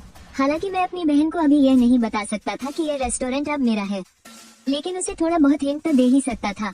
चिन्यू ने अपना मुंह खुला का खुला रखा और खुशी से चहकते हुए बोली, बाप रे, इतना बड़ा रेस्टोरेंट अब आप संभालते हो भैया? मुझे तो लगा था कि आप यहाँ सिर्फ डिब्बे बेचने का काम करते हो। ठीक है, अब बकवास बंद कर, चल मैं तुझे स्टाफ हॉस्टल लेकर चलता हूँ। इसके बाद मैं उन तीनों लड़कियों को लेकर एक खाली कमरे में आ गया, लेकिन यहाँ रहने के लिए अभी जरूरत का कुछ सामान लाना बाकी था। मैंने सीधा अपना फोन निकाला और अपनी बहन को 2000 रुपए भेजते हुए कहा, अपने रेस्टोरेंट से थोड़ी ही दूरी पर गद्दे, कंबल और बाल्टी वगैरह की दुकान है। तू और तेरी सहेलियाँ जाकर वहाँ से सामान ले आना, सब अच्छे से सेट कर लो और कल से काम पर लग जाना। पैसे आते ही चिन्यू के चेहरे पर मुस्कान आ गई और वो खुशी से बोली, ही, थैंक यू भैया। जब मैं अपनी बहन के रहने का इंतजाम कर रहा था, उसी वक्त वो भड़कीले कपड़ों वाली सुन दीदी वापस बिहाव क्लब पहुंच चुकी थी। दरवाजे से अंदर घुसते ही उसने मुंह सड़ा रखा था। तभी चटाक की तेज आवाज आई। एक आदमी ने पीछे से सुन दीदी के कूल्हे पर जोर से थप्पड़ मारा और बोला, क्या बात है, इतनी भड़की हुई क्यों लग रही हो? तुम तो नई लड़कियों को लेने गई थी ना, कहाँ है वो सब? सुन दीदी ने झुंझलाते हुए जवाब दिया, मेरे तो गुस्से से तन बदन में आग लग रही है। आज तो मैं उन लड़कियों को यहाँ लेकर ही आ जाती, पर ना जाने कहाँ से वो कल का छोकरा आ टपका और उसने मेरा पूरा खेल बिगाड़ दिया। उसके बाद सुन दीदी ने वहाँ हुआ सारा तमाशा उसे कह सुनाया। उसकी बात सुनकर उस अधेड़ उम्र के आदमी ने ठहाका लगाया और बोला, अरे छोड़ो भी, कोई इतनी बड़ी बात नहीं है। एक बात बताओ, तुमने यही कहा था ना कि वो छोकरा खाने के डिब्बे बेचता है? आज रात मैं अपने कुछ लड़कों को भेजकर उसकी अच्छी खासी मरम्मत करवाता हूँ, ताकि तुम्हारे दिल को थोड़ी ठंडक मिल सके। ये सुनकर सुन यान ने बड़े ही नखरे और प्यार भरे अंदाज में जवाब दिया, मुझे पता था टाइगर भाई, आप मेरे लिए सबसे अच्छे हो। आज रात मैं भी जाकर देखूंगा कि वो छोकरा कैसे खाता है। देखते ही देखते शाम के 4:30 बज गए। सारा खाना बनकर तैयार हो चुका था। मैं होमबिन बिल्डिंग के बाहर खड़ा बच्चों की छुट्टी होने का इंतजार कर रहा था। कुछ ही देर में जिन बच्चों की क्लास जल्दी खत्म हो गई थी, ये 3-4 के झुंड में इकट्ठा होने लगे। रोज की तरह मेरे आदमी और झांगिया और लियो युआन सबको खाना परोस रहे थे और मैं एक तरफ खड़ा होकर पैसे ले रहा था। लेकिन जब हमारी बिक्री एकदम जोरों पर थी, तभी लाल हरे बालों वाला एक लड़का हाथ में खाने का डिब्बा लिए हमारी तरफ आया और लाइन में लगे बच्चों को धक्के मारकर हटाने लगा। वो जोर जोर से चिल्ला रहा था। ये देखकर मेरा तो जैसे खून खौल उठा। मैं तुरंत तेज कदमों से आगे बढ़ा और अपने चेहरे पर एक झूठी सी मुस्कान लाते हुए मैंने पूछा, क्या हुआ दोस्त? लेकिन मेरी उस मुस्कान का कोई फायदा नहीं हुआ। उस लाल बालों वाले ने मुझ पर थूकते हुए कहा, तुम लोग ऐसे धंधा करते हो? जरा इधर आकर देखो, इस खाने में मक्खी पड़ी है। इतना गंदा खाना बच्चों को खिलाते हो? तुम सबके सब धोखेबाज हो। ये सुनकर मेरी आंखें सिकुड़ गईं। मैंने कहा, सुनो दोस्त, जरा अपनी जबान संभाल कर बात करो। हमारा खाना एकदम साफ सफाई से बनता है, पूरी गारंटी के साथ, और तुम कह रहे हो कि खाने में मक्खी है? इस भयंकर गर्मी में मक्खियाँ तो हर जगह होती है। क्या पता तुम खुद ही कोई मरी हुई मक्खी लेकर आए हो हमें बदनाम करने के लिए। अगर तुमने बकवास बंद नहीं की तो मैं तुम पर मानहानि का केस ठोक दूंगा। मेरी बात सुनकर वो लाल बालों वाला एक पल के लिए सन रह गया। फिर उसने खाने का डिब्बा हवा में उठाते हुए जोर से चिल्लाया, दोस्तों तुम सब खुद ही देख लो, ये मक्खी इस खाने के अंदर है या नहीं। और ये दुकानदार अभी भी सीनाजोरी कर रहा है। ऐसे धोखेबाजों के यहाँ क्या तुम लोग खाना खाओगे? तभी मेरी नजर भी उस मक्खी पर पड़ी, लेकिन वो मक्खी तो एकदम ऊपर ही पड़ी थी और बिल्कुल साबुत थी। खाना बनाते समय सब्जी को बार बार चलाना पड़ता है, ऐसे में एक साबुत मक्खी का खाने के अंदर होना बिल्कुल नामुमकिन है। इसका सीधा सा मतलब है कि इन लोगों ने जानबूझकर मक्खी डाली है ताकि तमाशा कर सके। ये समझते ही गुस्से से मेरा दिमाग फट पड़ा। मैंने पलटकर अपने आदमियों को एक इशारा किया और वो तुरंत समझ गए। पलक झपकते ही उन्होंने उन लाल हरे बालों वाले गुंडों को धर दबोचा। फिर मैंने उस लाल बालों वाले के हाथ से डिब्बा छीना, उसमें से मक्खी को बाहर निकाला और उसे ऊपर उठाते हुए जोर से बोला, दोस्तों इन लुक्खों के बकवास पर बिल्कुल ध्यान मत दो। जरा इस मक्खी को देखो, ये बिल्कुल साबुत है। हमारे महाराज खाना बनाते समय उसे कढ़ाई में भूनते हैं, है ना? तो भूनने के बाद मक्खी साबुत कैसे रह सकती है? और हाँ, हमारे खाने में तेल मसाला भी खूब होता है। अगर ये मक्खी खाना बनते समय गिरी होती तो इसके शरीर पर थोड़ा बहुत तेल तो लगा ही होता, लेकिन इस मक्खी को देखो, ये तो एकदम सूखी और साफ है। ये गुंडे साफ साफ हमें फंसाने की कोशिश कर रहे हैं। अगर तुम लोगों को यकीन नहीं है तो खुद आगे आकर देख सकते हो। पहले तो बच्चों को लग रहा था कि मेरे आदमियों ने उन लड़कों को बेवजह पकड़ा है, लेकिन मेरी बात सुनने के बाद उन्हें भी सब सच लगने लगा और वो सब के सब उन गुंडों पर भड़कने लगे। ये देखकर मैंने चैन की सांस ली। चलो फिलहाल तो ये मुसीबत टल गई। फिर मैंने अपने आदमियों से उन गुंडों को घसीटकर रेस्तरां के अंदर ले जाने को कहा और बच्चों से कह दिया कि हम इन्हें पुलिस के हवाले करने जा रहे हैं। मैंने झांगिया और बाकी लोगों को खाना बांटने का काम जारी रखने को कहा। अंदर एक प्राइवेट रूम में अंदर घुसते ही मैंने उन सबके मुंह पर एक जोरदार तमाचा जड़ दिया। फिर मैं गुर्राते हुए बोला, अब बको, किसने भेजा है तुम लोगों को?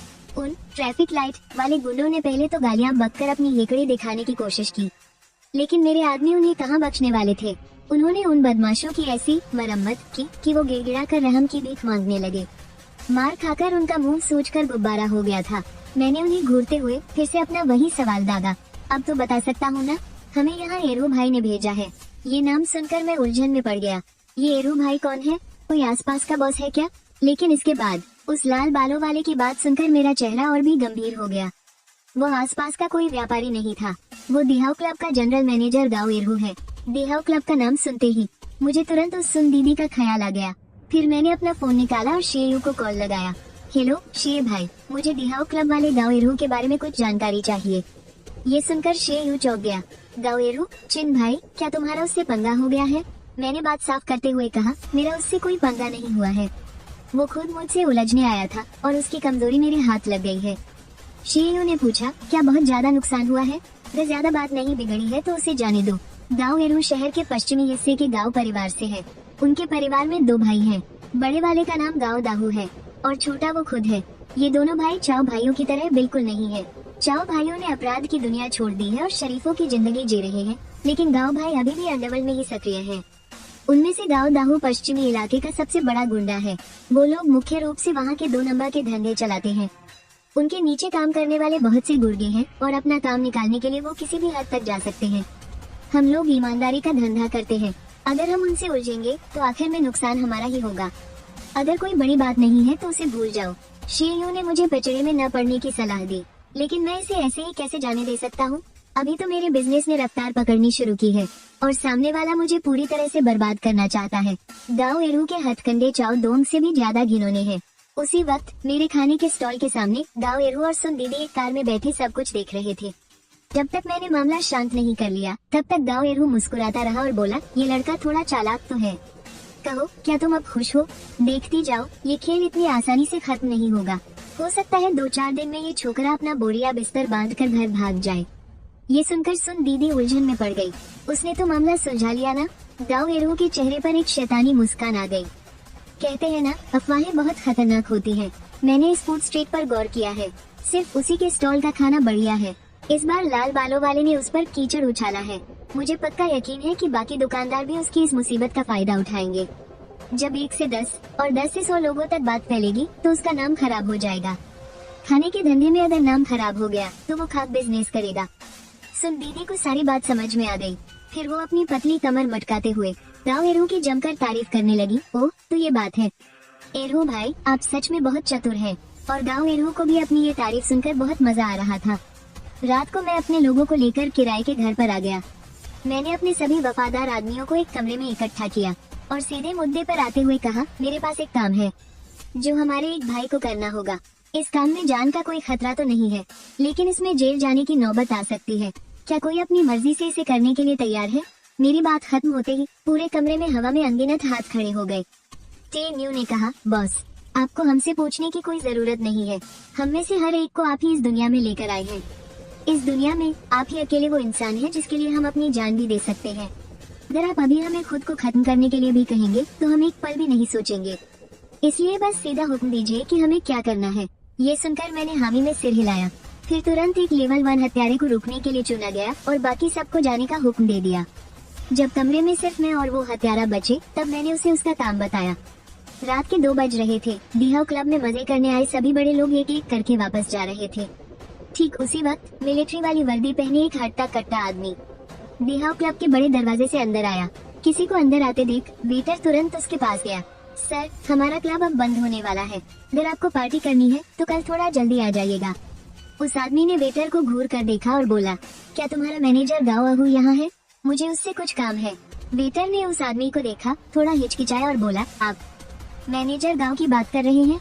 मुझे पक्का नहीं पता, आप जरा रुकिए, मैं अंदर पूछ कर आता हूँ। लेकिन उस आदमी ने कहा, उसकी कोई जरूरत नहीं है, उसका ऑफिस सबसे ऊपरी मंजिल पर है ना, मैं खुद जाकर मिल लूंगा।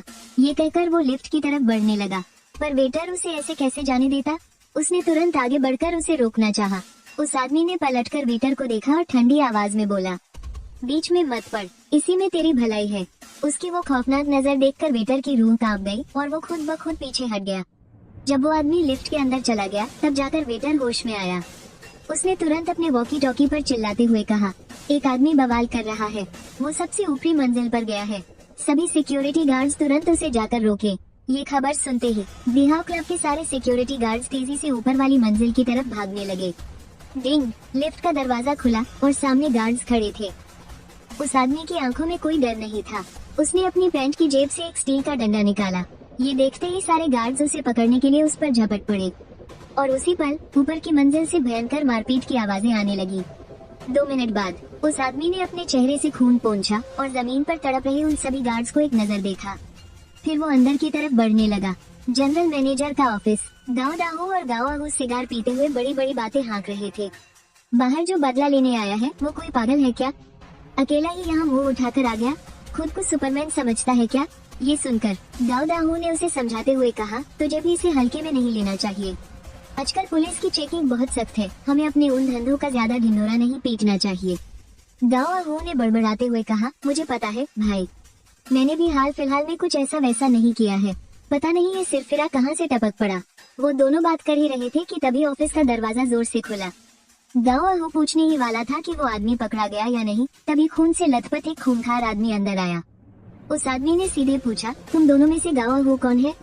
अरे भीनचोद, जब उसने देखा कि अंदर आने वाला वही आदमी है जो बवाल कर रहा था, तो गाँव आहू के मुंह से डर के मारे गाली निकल गई। जब किसी ने जवाब नहीं दिया तो वो आदमी सीधा उनकी डेस्क की तरफ बढ़ने लगा। गाँव दाहू ने जल्दी से खुद को संभाला और बोला, अरे भाई, मुझे लगता है हमारे बीच कोई गलतफहमी हुई है। उस आदमी ने पूछा, क्या तू गाँव आहू है? नहीं, मैं गाँव दाहू हूँ। भाई, जो भी बात है तुम आराम से बता सकते हो, इसके लिए खून खराबा करने की कोई जरूरत नहीं है। तुम्हें जो भी चाहिए हम मिल बैठकर बात कर सकते हैं। ये सुनकर उस आदमी की आंखें चमक उठी। तो तू गाँव दाहू है? बहुत बढ़िया, अब मुझे तुझे ढूंढने नहीं जाना पड़ेगा।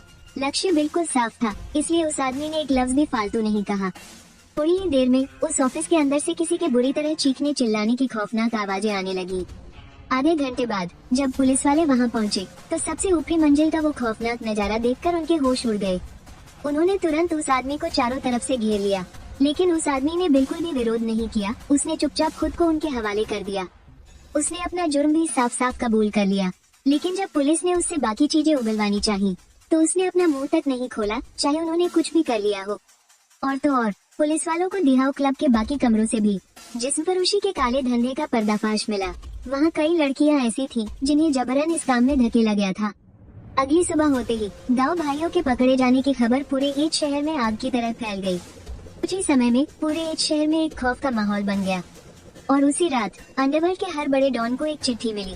उस चिट्ठी में बस एक ही बात लिखी थी, अगर गाँव भाइयों जैसा हश्र नहीं चाहते हो तो शहर के पश्चिमी इलाके से दूर ही रहना, अपनी हद में रहना। और नीचे नाम लिखा था, छिन। इस चिट्ठी को पढ़कर हर डॉन की अपनी अलग राय थी।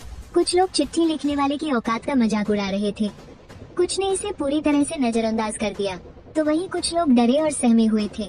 लेकिन एक काम सबने मिलकर किया, इस बात की जांच करना कि आखिर ये छिन है कौन। मैंने भी जानबूझकर अपनी पहचान नहीं छिपाई, वरना तो मेरी सारी मेहनत पर पानी फिर जाता ना। मैंने उन लोगों को अपने तक पहुंचने के सुराग खुद ही दिए, ताकि पूरे शहर में मेरा खौफ बैठ जाए। लेकिन नाम जितना बड़ा होता है, मुश्किलें भी उतनी ही बड़ी आती हैं। इसलिए मैंने एक सिक्योरिटी कंपनी खोलने का फैसला किया।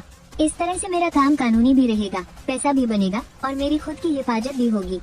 इंटरनेट पर छानबीन करने के बाद मुझे पता चला कि एक नई सिक्योरिटी कंपनी शुरू करना काफी मुश्किल काम है, लेकिन इसका एक तोड़ भी था, और वो था किसी पहले से बनी बनाई कंपनी को खरीद लेना। जो सोचा वो किया।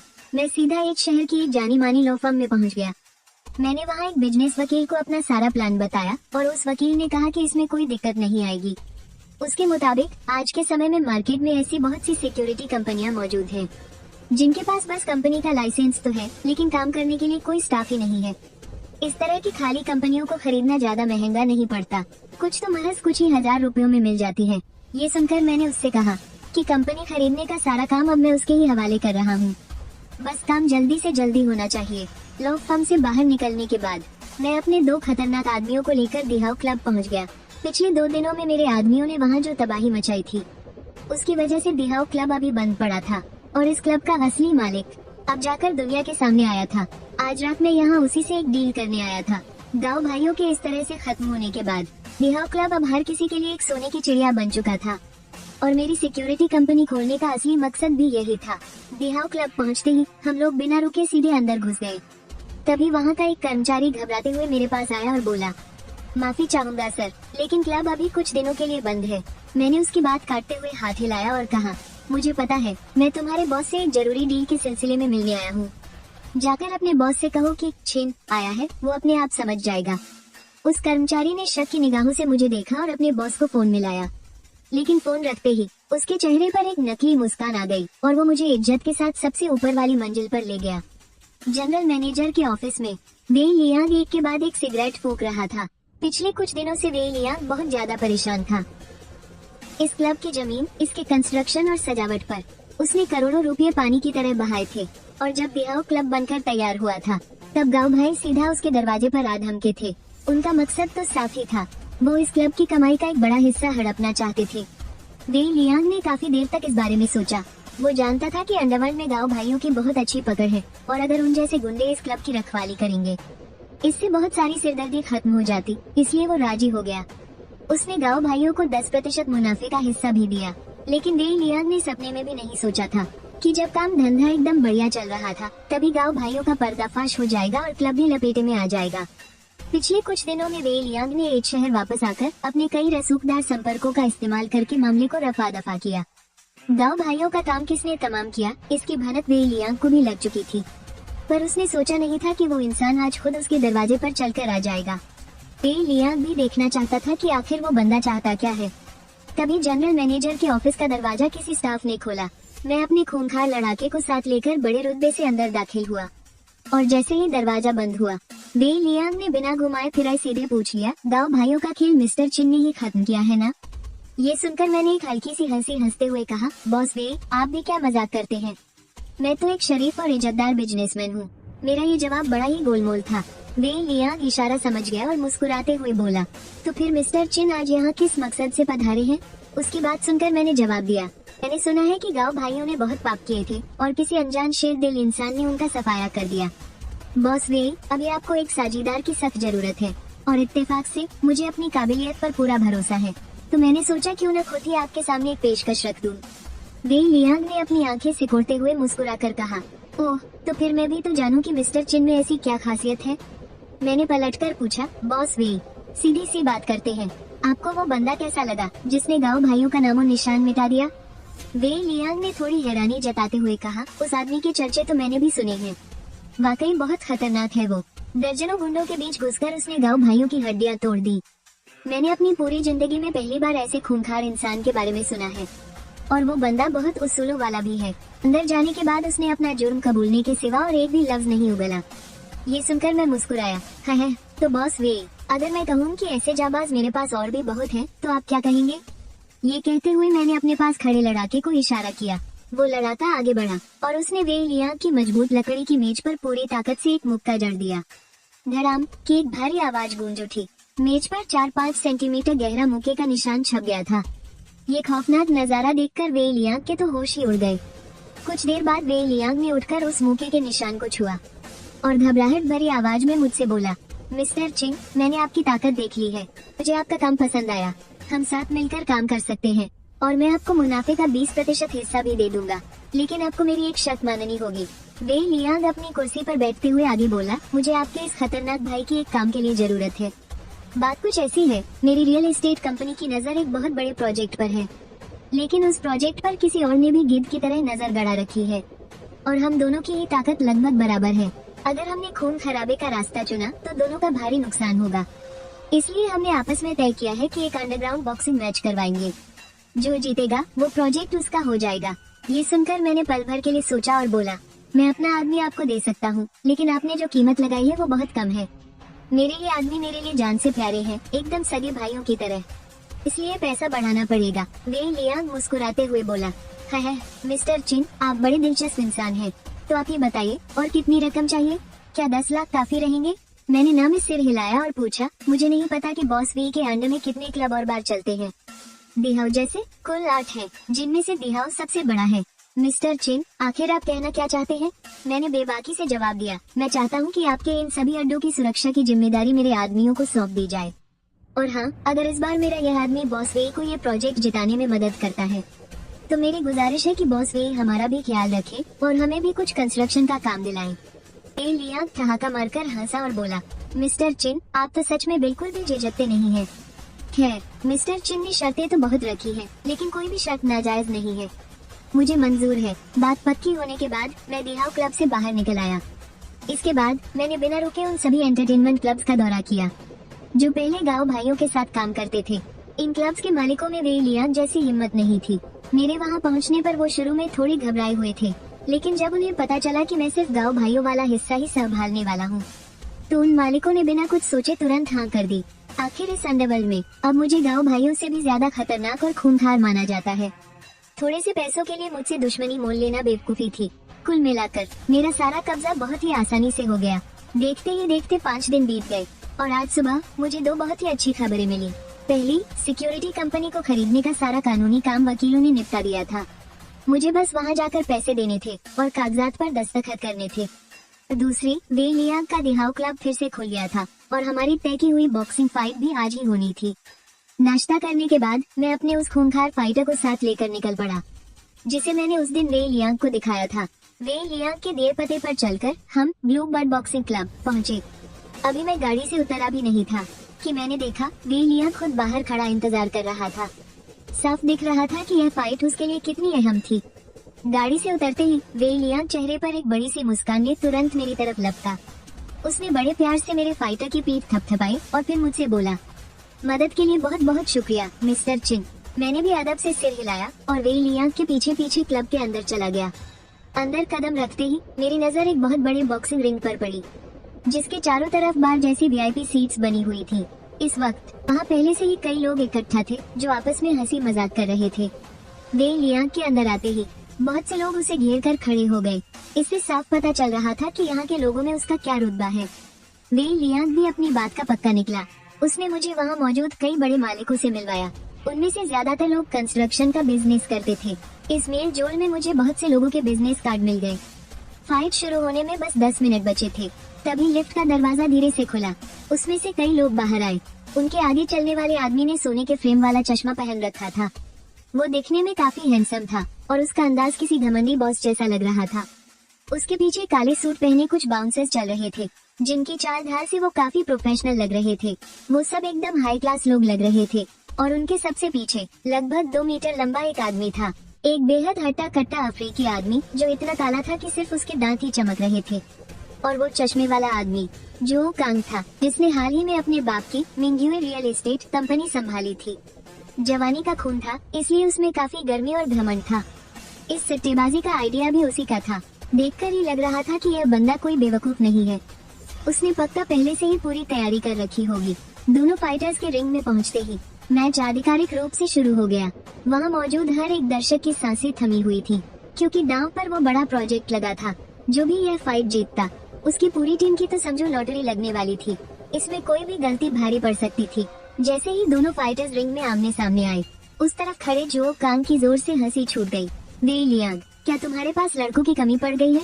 ये किस मजदूर को रिंग में उतार दिया तुमने? ये सुनते ही वे लियांग का चेहरा गुस्से और शर्म से उतर गया। उसने हल्की सी झुंझलाहट के साथ मेरी तरफ देखा। मैं भी थोड़ा शर्मिंदा था। मुझे नहीं लगा था कि यह फाइट इतने बड़े और शानदार लेवल पर होगी। लेकिन वे लियांग भी कोई कच्ची मिट्टी का नहीं बना था जो आसानी से दब जाए। उसने पलटकर करारा जवाब दिया, कहते हैं ना, पहाड़ की अहमियत उसकी ऊंचाई से नहीं, बल्कि उस पर रहने वाले देवताओं से होती है। पानी की अहमियत उसकी गहराई से नहीं, सिर्फ लंबा चौड़ा शरीर होने से घंटा कुछ फर्क नहीं पड़ता। यह एक बॉक्सिंग मैच है, बात तो सिर्फ दमखम की है। जो कांग ने होंठ दबाकर मुस्कुराते हुए कहा। हाँ, देखते हैं मैच खत्म होने के बाद भी क्या वे साहब की जुबान ऐसे ही चलती है या नहीं। शायद आप नहीं जानते कि मेरा ये फाइटर कौन है, लेकिन आप इंटरनेट पर इस साल के जापान के K1 चैंपियन के बारे में सर्च कर सकते हैं। ये सुनकर वे लियांग के चेहरे पर तनाव आ गया। भले ही उसे अपने इस खतरनाक फाइटर की ताकत पर पूरा भरोसा था, लेकिन K1 चैंपियन के खिताब को भी हल्के में नहीं लिया जा सकता था। K1 जापान में होने वाला एक ग्लोबल फाइटिंग टूर्नामेंट है, जिसमें एक से बढ़कर एक धुरंधर आते हैं। वे लियांग को अच्छे से पता था कि K1 चैंपियन होने का क्या मतलब है। उसी वक्त रिंग के अंदर दोनों फाइटर अपनी अपनी जगह ले चुके थे। उनके खड़े होने के अंदाज से ही साफ पता चल रहा था। जो कांग का आदमी एक प्रोफेशनल फाइटर की तरह गार्ड पोजीशन में था, जबकि दूसरी तरफ वो खूंखार फाइटर बिल्कुल ढीला ढाला खड़ा था। ऐसा लग रहा था जैसे उसका पूरा शरीर ही निहत्था हो। ये देखकर नीचे बैठी भीड़ आपस में फुसफुसाने लगी। क्या वे लियांग ने हार मान ली है? क्या उसने रास्ते से किसी मजदूर को उठाकर यहाँ खड़ा कर दिया है? लेकिन जैसे ही मुकाबला शुरू हुआ, उस फाइटर का प्रदर्शन देखकर सबकी आंखें फटी की फटी रह गईं। मैच शुरू होते ही सीधा हमला हुआ। एक प्रोफेशनल फाइटर की नजरों से हंटर भला ये कैसे नहीं देख पाता कि सामने खड़े इस आदमी ने कभी कोई ढंग की ट्रेनिंग ली ही नहीं थी। उसका पोस्चर बता रहा था कि वो बस एक आम इंसान है, शायद बस शरीर से थोड़ा हट्टा कट्टा था। ऐसे अनाड़ी को रिंग में उतारना, हंटर को लगा कि ये सीधे सीधे उसकी बेइज्जती है, इसलिए उसने तय किया कि वो इस खेल को झटके में खत्म कर देगा। वो अपने विरोधी को नॉकआउट करके इस मजाक को खत्म करना चाहता था। लेकिन जैसे ही हंटर ने उस फाइटर की जांघ पर एक जोरदार किक मारी, उसके चेहरे पर अचानक खौफ छा गया। वो लात सीधे उस आदमी की जांघ की मांसपेशियों पर पड़ी। धप, एक बेहद भारी और गूंजने वाली आवाज पैदा हुई। इससे साफ पता चल रहा था कि हंटर ने कितनी भयानक ताकत लगाई थी। ये किक अगर किसी आम इंसान को पड़ती तो वो उसी वक्त अधमरा हो जाता, लेकिन उस फाइटर के चेहरे के भाव जरा भी नहीं बदले। हंटर को ऐसा महसूस हुआ जैसे उसने किसी लोहे की चट्टान पर लात मार दी हो। मार सहने की इतनी खौफनाक ताकत। हंटर तुरंत समझ गया, सामने वाला बेवकूफ होने का नाटक करके उसे जाल में फंसा रहा है। लेकिन तब तक बहुत देर हो चुकी थी। हंटर की लात खाने के बाद वो फाइटर तेजी से आगे बढ़ा और अपना मुक्का सीधा हंटर के चेहरे की तरफ दे मारा। ये देखकर हंटर ने घबराहट में तुरंत अपने दोनों हाथों को क्रॉस करके चेहरा बचाना चाहा। वो उस मुक्के को रोकना चाहता था, लेकिन वो उस खूंखार फाइटर की ताकत का अंदाजा लगाने में बहुत बड़ी चूक कर गया था। धड़ाम, एक के बाद एक लगातार 3 खौफनाक आवाजें आईं। नीचे बैठी भीड़ को लगा जैसे बस पलक झपकी हो और हंटर सीधा रिंग के बाहर जा गिरा। उसके दोनों हाथ अजीबोगरीब तरीके से मुड़ चुके थे। साफ था कि हड्डियां बुरी तरह टूट चुकी थी। उसका चेहरा पीला पड़ चुका था और वो दर्द से बुरी तरह चीख रहा था। उसकी हालत रोंगटे खड़े करने वाली थी। ये मंजर देखकर जो कांग ने मुंह में ली हुई शराब तुरंत बाहर थूक दी और वो बौखला कर चिल्लाया, धत तेरे की, ये कोई मजाक है क्या? हंटर का वजन 130 किलो से भी ज्यादा है और इस मजदूर ने न सिर्फ उसे एक मुक्के में हवा में उड़ा दिया, बल्कि उसके दोनों हाथों की हड्डियां भी चकनाचूर कर दी। क्या वो कोई सुपरमैन है? दूसरी तरफ सोफे पर बैठे वे लियांग को भी इस झटके से उबरने में थोड़ा वक्त लगा। उसकी शक्ल ऐसी हो गई थी जैसे कोई भूत देख लिया हो।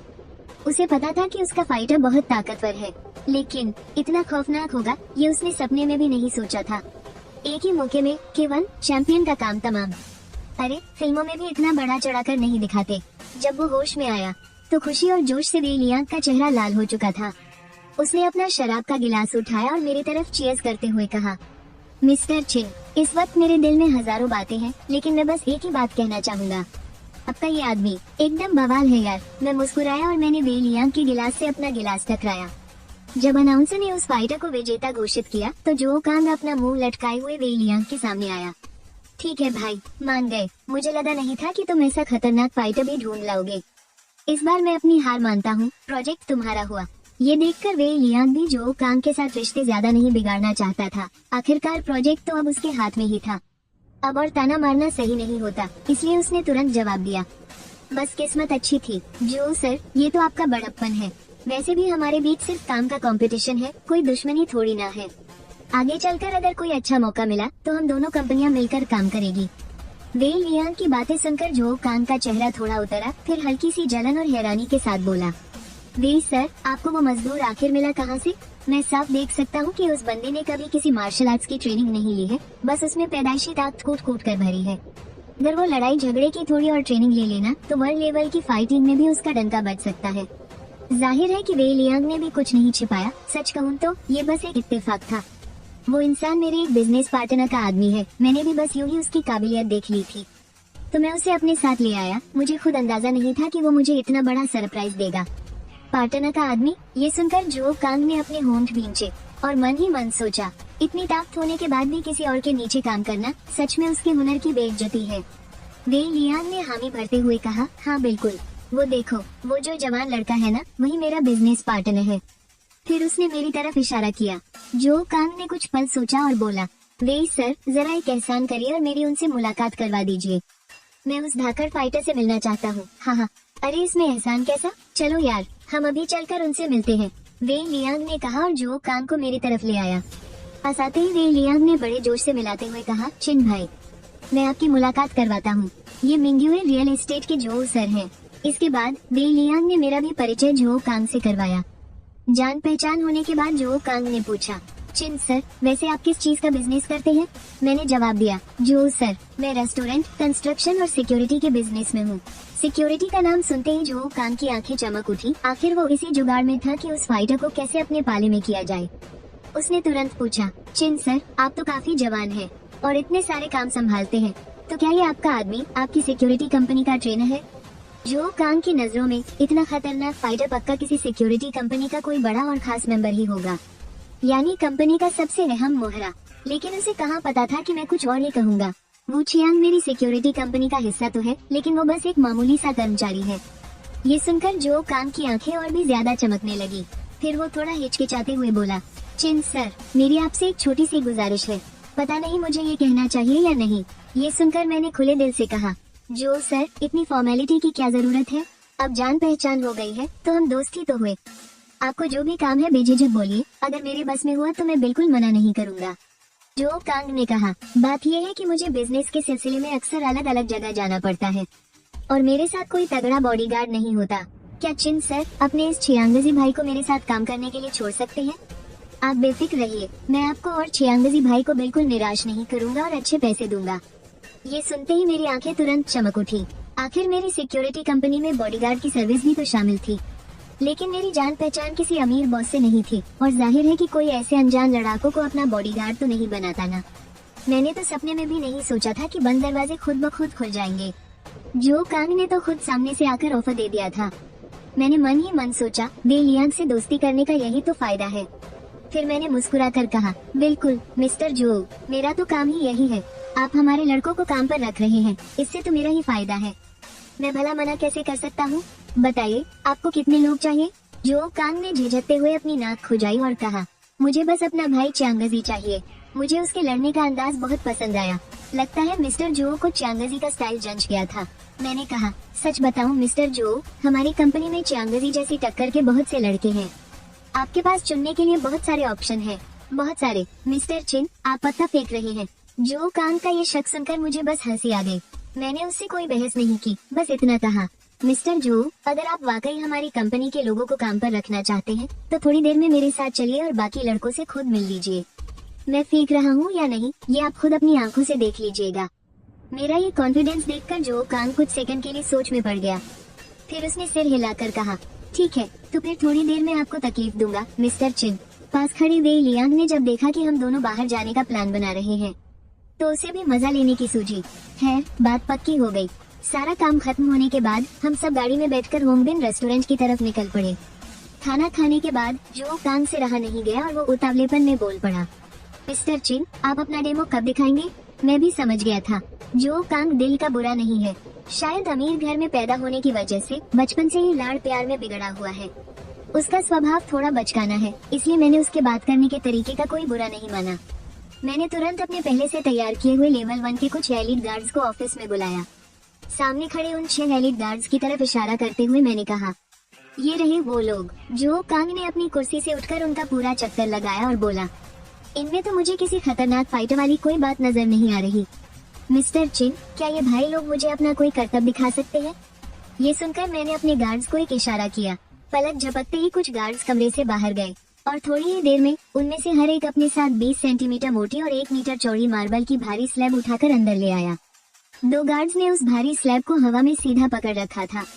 तभी एक और गार्ड ने आगे बढ़कर पूरे दम से उस स्लैब पर जोरदार मुक्का मारा।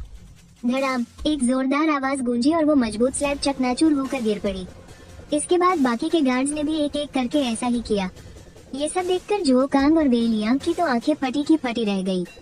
इस खतरनाक नजारे के बाद जो कांग की बोलती बंद हो गई। उसने बस अपना अंगूठा दिखाकर मेरी तारीफ की। मैं मुस्कुराया और बोला, अब तो आपको यकीन हो गया ना मिस्टर जो, हमारी कंपनी के सारे सिक्योरिटी गार्ड्स इतने ही ताकतवर हैं। अगर ये आपकी हिफाजत में रहे तो आप पर खरोंच तक नहीं आ सकती। इसके बाद जो कांग ने एक शब्द भी नहीं कहा। उसने वही तुरंत अपनी बुकिंग पक्की कर दी। मिस्टर चिन, मुझे इनमें से 4 लड़के चाहिए। मैं एक आदमी को सालाना 5 लाख रुपए दूंगा। बताइए, आपको मंजूर है? मैंने मन ही मन हिसाब लगाया।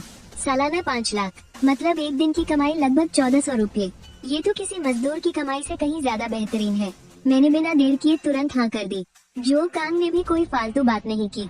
उसने कॉन्ट्रैक्ट साइन किए बिना ही मुझे 26 लाख रुपए ट्रांसफर कर दिए, जिसमें से 20 लाख उन चारों गार्ड्स की 1 साल की सैलरी थी।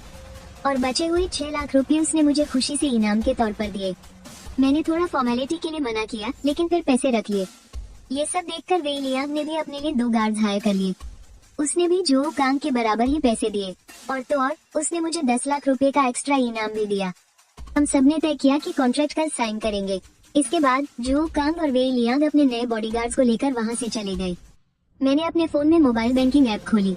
अपने अकाउंट में 46 लाख का बैलेंस देखकर मुझे पहली बार रातों रात अमीर होने का एहसास हुआ। अपनी इस जीत का जश्न मनाने के बाद मैंने सिस्टम खोला तो आखिरकार सिस्टम लेवल 3 पर अपग्रेड हो ही गया। लेकिन 1 अरब, इसे देखकर तो मेरे होश ही उड़ गए। 1 अरब एक्सपीरियंस का मतलब है 1 अरब RMB। पता नहीं मैं इतना पैसा कब कमा पाऊंगा। मैंने आगे पढ़ा, लेवल 3 का सिस्टम हर हफ्ते एक लेवल 3 का सिपाही दे सकता है। इसके अलावा हर दिन 2 लेवल 2 के सिपाही और 10 लेवल 1 के सिपाही मिलेंगे। साथ ही लेवल 3 के सिपाही के पास अचानक कोई भी हाई लेवल स्किल आ सकती है, जैसे कि मेडिकल स्किल, मैन्युफैक्चरिंग इंजीनियरिंग या फिर नेटवर्क इंजीनियरिंग जैसी एकदम टॉप क्लास स्किल्स। और तो और सिस्टम ने लेवल 1 का सिपाही स्टोर भी खोल दिया है। इस स्टोर में सिर्फ 5 चीजें हैं और उस पर 90% का भारी डिस्काउंट का टैग लगा था। मैं उत्सुकता से उन चीजों को देखने लगा। पहली चीज थी लेवल 1 का जीन सीरम। डिस्काउंट के बाद इसकी कीमत 10 करोड़ RMB थी। दूसरी थी जीन डिफेक्ट सीरम का फॉर्मूला, जो डिस्काउंट के बाद 1 करोड़ RMB का था। तीसरी थी स्किल अपग्रेड कार्ड, जिसकी कीमत डिस्काउंट के बाद 10 लाख थी। चौथी थी इनविजिबल कोटिंग मटेरियल, इसकी कीमत डिस्काउंट के बाद 1 अरब RMB थी। और पांचवी थी सुपर कार्बोरेटर, जो डिस्काउंट के बाद 1 करोड़ RMB में मिल रहा था। इन चीजों को देखकर मेरा पहला रिएक्शन था, यार ये बहुत ज्यादा महंगा है। याद रहे ये 90% डिस्काउंट के बाद की कीमतें हैं।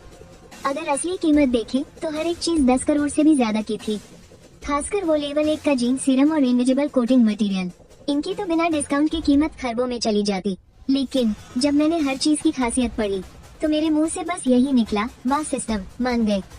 सबसे पहले लेवल 1 का जीन सीरम, ये इंसानी शरीर का पहला जीन लॉक खोल सकता था, जिससे एक आम इंसान की ताकत लेवल 1 के सिपाही जितनी हो जाती। और पहला जीन लॉक खुलते ही उम्र 100 साल बढ़ सकती थी। 10 गुना ताकत बढ़ने वाली बात तो मैं छोड़ ही रहा हूँ। इसके बाद बारी आई स्किल अपग्रेड कार्ड की। ये लेवल 2 के सिपाही की स्किल को प्रोफिशिएट से बढ़ाकर सीधा मास्टर लेवल तक पहुंचा सकता था। और इनविजिबल कोटिंग मटेरियल, वो नैनो मटेरियल टेक्नोलॉजी का इस्तेमाल करके किसी भी चीज को आंखों से ओझल यानी गायब कर सकता था। सुपर कार्बोरेटर का ब्लूप्रिंट, ये कार्बोरेटर एकदम यूनिवर्सल था, जो किसी भी गाड़ी में फिट हो सकता था और ये फ्यूल एफिशिएंसी को सबसे ऊंचे लेवल तक ले जा सकता था। मतलब 1 लीटर पेट्रोल में गाड़ी 50 किलोमीटर चल सकती थी। 100 किलोमीटर के लिए सिर्फ 2 लीटर पेट्रोल। इन सभी चीजों को देखने के बाद मैं तो बहुत बड़ी दुविधा में पड़ गया। स्किल अपग्रेड कार्ड को छोड़कर मुझे बाकी सारी चीजें चाहिए थी, लेकिन मैंने जल्दी ही खुद को शांत किया और ध्यान से सोचने लगा। आखिरकार मैंने सुपर कार्बोरेटर लेने का फैसला किया। मैंने अपने पैसों का हिसाब लगाया। मेरे बैंक अकाउंट में अभी 54 लाख से ज्यादा कैश पड़ा था, लेकिन मैं हॉम्बिन रेस्टोरेंट को गिरवी रखकर बैंक से लोन ले सकता था। 30-50 लाख तो आराम से मिल ही जाएंगे। मैं यही सब सोच ही रहा था कि सुपर कार्बोरेटर का ब्लूप्रिंट लेने के बाद क्या करना है। तभी धीरे धीरे आधी रात हो गई। वक्त होते ही नए सिपाही फिर से रिफ्रेश होने लगे। इस बार कुल 13 लोग आए। ये देखते ही मैं जल्दी से लेवल 2 और 3 के सिपाहियों की डिटेल्स चेक करने लगा। लेवल 2 का सिपाही झाओ जी, स्किल ड्राइविंग प्रोफिशिएट लेवल, किसी भी तरह की गाड़ी चलाने में माहिर, सेफ्टी में 10% का इजाफा। लेवल 2 का सिपाही लियू झोग, स्किल ड्राइविंग प्रोफिशिएट लेवल, कोई भी गाड़ी, सेफ्टी में 10% का इजाफा। लेवल 3 का सिपाही वांग लिगो, skill mechanical engineer master level, हर तरह की मशीनों को समझने और बनाने में एकदम मास्टर, सटीकता में 50% का इजाफा। लेवल 3 के सिपाही की ये स्किल देखकर मेरी आंखें चमक उठी। मुझे तो यकीन ही नहीं हो रहा था। मैंने बस सुपर कार्बोरेटर खरीदने का फैसला किया ही था कि सिस्टम ने मुझे एक मास्टर मैकेनिकल इंजीनियर सौंप दिया, जो कि मेरा वफादार आदमी है। ये तो सोने पे सुहागा हो गया। वांग लीगो जैसे मास्टर मैकेनिकल इंजीनियर के साथ होने से मुझे किसी भी तकनीकी दिक्कत की जरा भी फिक्र करने की जरूरत नहीं थी। हाँ बेशक फैक्ट्री खोलना कोई एक दिन का काम तो है नहीं, लेकिन इसका भविष्य बहुत ही शानदार होने वाला है। जब से लेवल 3 के मेरे वफादार आदमियों की एंट्री हुई है, मैंने शीयू को एक बिकाऊ मशीनिंग फैक्ट्री ढूंढने के काम पर लगा दिया है। सुपर कार्बोरेटर बाजार में चलेगा भी या नहीं, इसका पता तो इसे बनाकर मार्केट में उतारने के बाद ही लगेगा। देखते ही देखते 3 दिन बीत गए और दूसरी तरफ वेई लियांग ने भी अपना वादा निभाया। मेरे बाकी बचे सभी वफादार आदमियों को काम मिल गया और उनकी सैलरी भी काफी बढ़िया है। इससे मेरी कमाई का एक और जबरदस्त रास्ता खुल गया। लेकिन सच कहूँ तो इन क्लब्स और बार से होने वाली कमाई मेरे लिए बस एक बोनस की तरह थी। सबसे बड़ी चीज तो वो कंस्ट्रक्शन प्रोजेक्ट था जिसका वे लियांग ने मुझसे वादा किया था। धीरे धीरे मैंने इतने लोग जमा कर लिए हैं कि अब मैं अपनी खुद की एक कंस्ट्रक्शन टीम आराम से खड़ी कर सकता हूँ। असली पैसा तो ठेकेदारी के काम में ही है और मुझे अभी पैसों की सख्त जरूरत भी है। होमविन रेस्तरां को बैंक में गिरवी रखने के बाद ही मैं सुपर कार्बोरेटर के ब्लूप्रिंट को खरीदने भर का पैसा जुटा पाया था। लेकिन एक पूरी की पूरी फैक्ट्री खरीदने के लिए तो बहुत मोटी रकम चाहिए होगी। इसलिए मुझे अभी एक ऐसे प्रोजेक्ट की बहुत सख्त जरूरत है जहाँ से मोटा पैसा आ सके। शायद मेरी किस्मत सच में बहुत अच्छी है, क्योंकि उसी दिन वे लियांग का मुझे फोन आ गया। वो हमारे पार्टनरशिप वाले प्रोजेक्ट के बारे में बात करना चाहता था। जाहिर है मैंने खुशी खुशी हाँ कर दी। छिंगयांग रियल एस्टेट, यही वे लियांग की कंपनी का नाम है। मैं छिंगयांग रियल एस्टेट की शानदार ऑफिस बिल्डिंग के अंदर गया। जैसे ही मैं वे लियांग के केबिन में दाखिल हुआ, उसने ऊपर देखा और एक बड़ी सी मुस्कान के साथ बोला, आ जाओ मेरे भाई चिंग, आओ बैठो। मैंने इस प्रोजेक्ट का कॉन्ट्रैक्ट साइन कर लिया है। हमारा प्लान है कि अगले 2 महीनों के अंदर ही काम शुरू कर दिया जाए। ये प्रोजेक्ट शहर के पूर्वी हिस्से में है।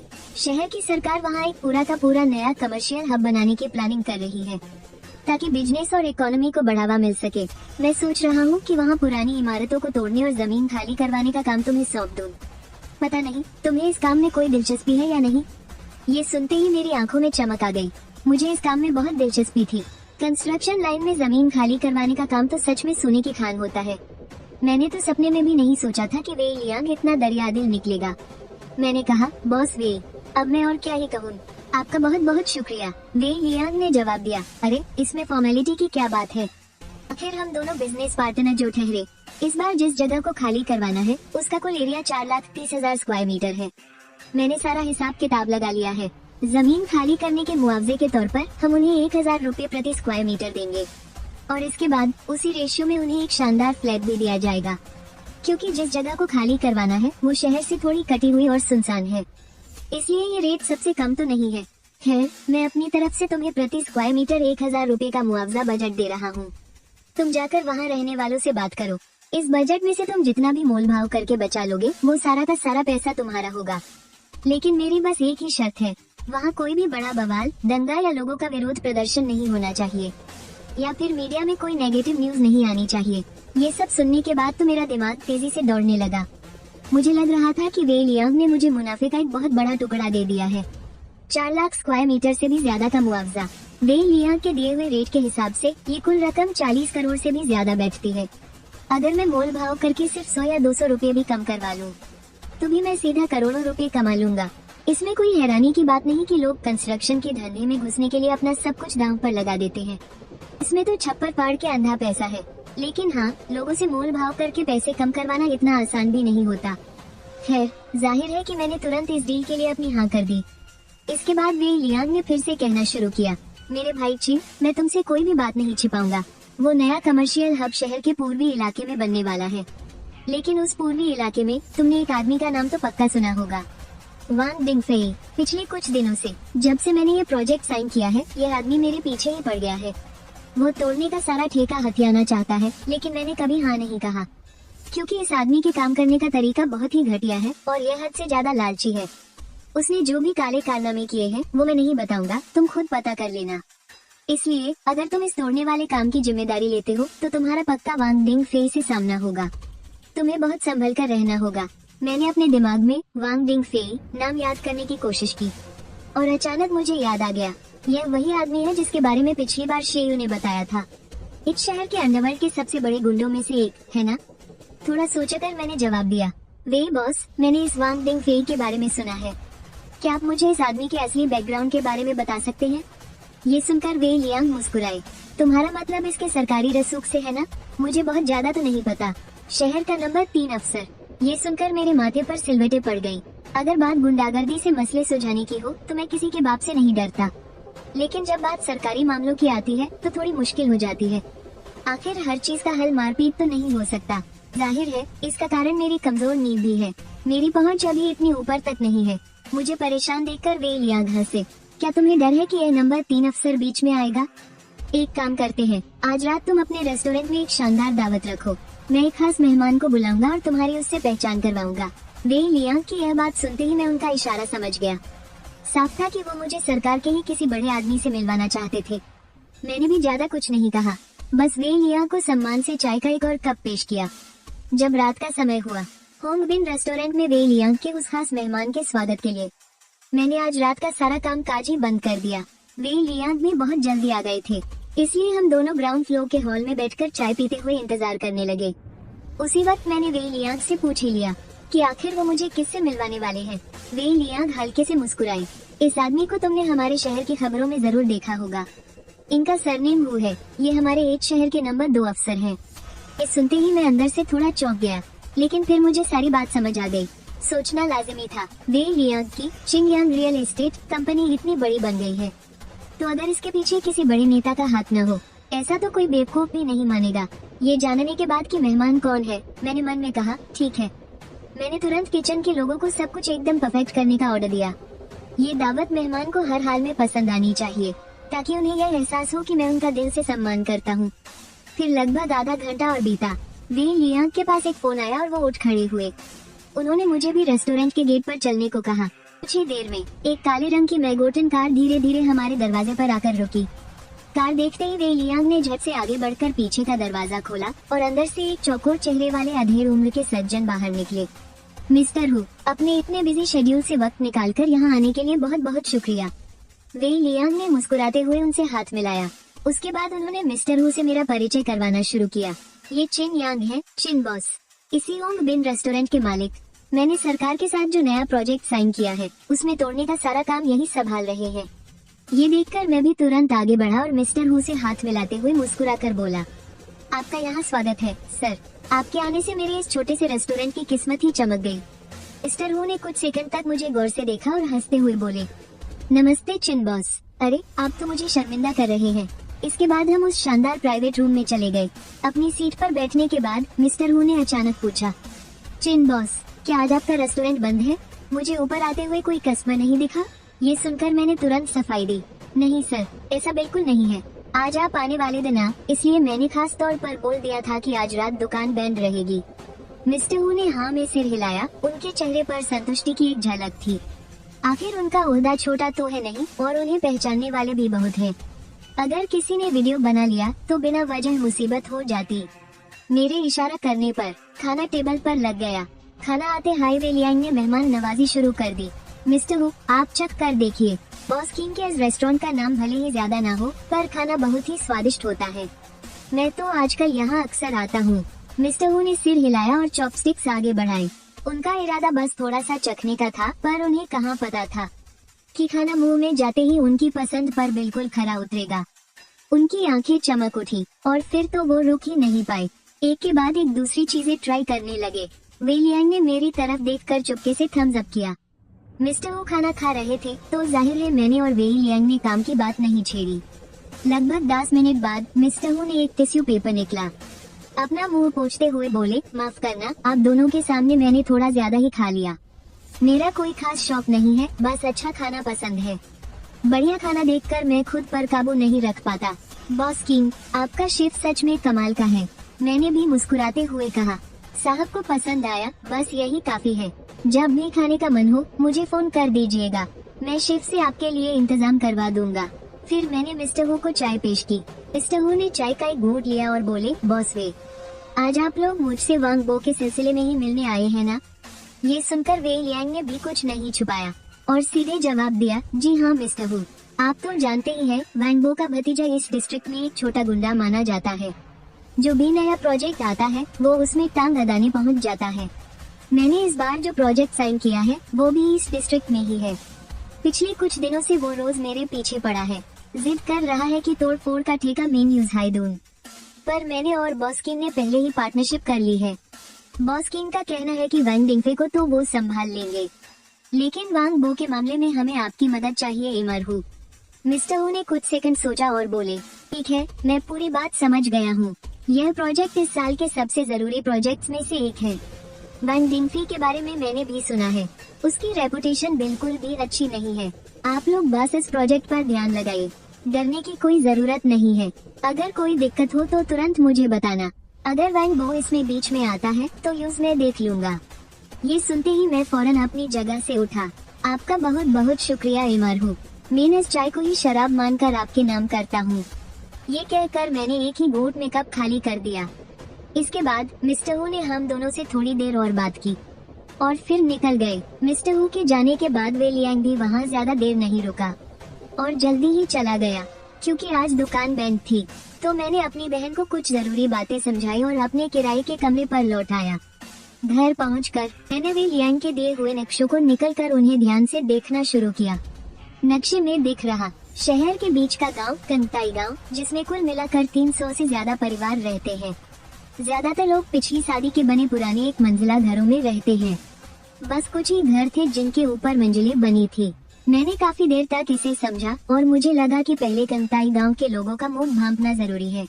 मेरे पास अभी 1000 युआन प्रति स्क्वायर मीटर का रेट है, पर ये ज्यादा है या कम ये तो खुद वहाँ जाकर ही पता चलेगा। वैसे मुझे कोई लालच नहीं है, मुझे बस इसमें से इतना मुनाफा निकलना है कि एक फैक्ट्री खरीद सकूं।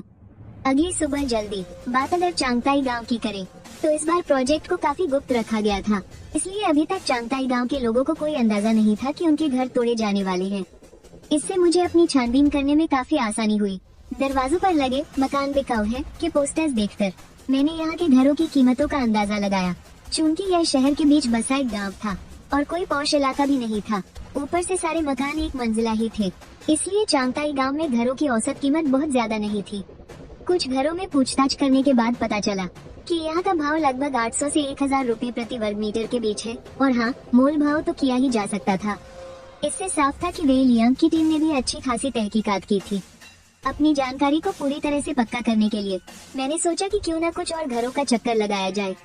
लेकिन इसी दौरान मेरी नजर एक अजीब बात पर पड़ी। पिछले 2 दिनों में चांगताई गांव में घरों की खरीद फरोख्त अचानक से बहुत तेज हो गई थी। साफ था कि किसी को अंदर की खबर पहले ही लग चुकी है और वो जोर शोर से मकान खरीद कर इकट्ठा कर रहा है ताकि बाद में भारी मुआवजा वसूल सके। ये समझते ही मेरे माथे पर सिलवटें पड़ गयी। आधिकारिक घोषणा होने से पहले तोड़फोड़ की बात को पूरी तरह से राज रखा जाता है, लेकिन जैसे यह बात पहले से पता चल गई, वो इंसान यकीनन कोई मामूली आदमी नहीं हो सकता। सच कहूँ तो खुद वे लियांग को भी प्रोजेक्ट का कॉन्ट्रैक्ट साइन करने से पहले इस बात की भनक नहीं थी कि असल में किस जगह को तोड़ा जाना है। तभी मुझे अचानक एक बात याद आई। वे लियांग ने बताया था कि कॉन्ट्रैक्ट साइन करने के तुरंत बाद वांग डिंगफेई नाम का वो आदमी उसके पीछे पड़ गया था। तो क्या ये हो सकता है कि पहले से भनक लगने वाला इंसान वही वांग डिंगफेई हो? ये ख्याल आते ही मैंने मामले की तह तक जाने की ठान ली। जैसे ही मैंने एक बिकने वाले मकान के जरिए ये पता लगाने की कोशिश की कि खरीदार आखिर है कौन, तभी एक ऑडी Q7 और उसके पीछे कई SUV गाड़ियाँ बड़े रुतबे के साथ आकर ठीक मेरे सामने रुकी, और फिर उस गाड़ी से एक खूंखार और भारी भरकम चेहरे वाला आदमी बाहर निकला, जिसके गले में सोने की एक मोटी सी चेन लटक रही थी। पीछे वाली गाड़ियों से भी एक एक करके कई सारे गुंडे नीचे उतरने लगे। वो खूंखार आदमी गाड़ी से उतरते ही सीधे मेरी तरफ बढ़ने लगा और मुझसे महज 2-3 कदम के फासले पर आकर रुक गया। फिर उसकी भारी और डरावनी आवाज गूंजी, तो तुम हो वेस्ट सिटी के चिनयांग, अपनी हद पार कर रहे हो, पता है ना? मैंने वांग डिंगफेई की आंखों में आंखें डालकर देखा और बिना किसी खौफ के बेबाकी से जवाब दिया, वांग डिंगफेई, तुम्हारे जासूस तो काफी तेज हैं, लेकिन जो तुम कह रहे हो कि मैंने हद पार कर दी, ये बात मुझे कुछ समझ नहीं आई। ये ईस्ट सिटी वाला इलाका तुम्हारी जागीर कब से बन गया? ये सुनते ही वांग डिंगफेई ने दांत पीसते हुए कहा, अबे हो एक कल के लौंडे, तेरी इतनी हिम्मत की तो मुझसे इस टोन में बात करे? यह मत सोच कि गांव भाइयों को निपटा कर तू कोई बड़ा 30 मार खा बन गया है। मुझे अच्छे से पता है तू यहाँ क्या करने आया है। अगर अपनी भलाई चाहता है तो चुपचाप कॉन्ट्रैक्ट मेरे हवाले कर दे, वरना इस ईस्ट सिटी में तू एक ईंट तक नहीं हिला पाएगा। हाँ, क्या बात है, ईस्ट सिटी में अभी तक कानून नहीं आया क्या? आखिर किस बात की इतनी अकड़ है तुझ में जो ऐसे बात कर रहा है? मैं भी तो देखूं, तू मुझे एक ईंट तक हिलाने से कैसे रोकता है? मेरे इस कड़े तेवर को देखकर वांग डिंगफेई ने अपनी आंखें सिकोड़ ली और फिर अपने हाथ से इशारा किया। इशारा मिलते ही उसके पीछे खड़े गुंडे तेजी से आगे बढ़े। साफ लग रहा था कि वो हाथापाई पर उतर आए हैं, लेकिन मेरे साथ खड़े मेरे वफादार लड़के भी कोई चूड़ियां पहनकर नहीं बैठे थे। उन्होंने पलक झपकते ही मुझे बीच में घेर लिया और सामने वालों के साथ उनकी धक्का मुक्की शुरू हो गई। ये देखकर मैंने अपनी त्योरियां चढ़ाई।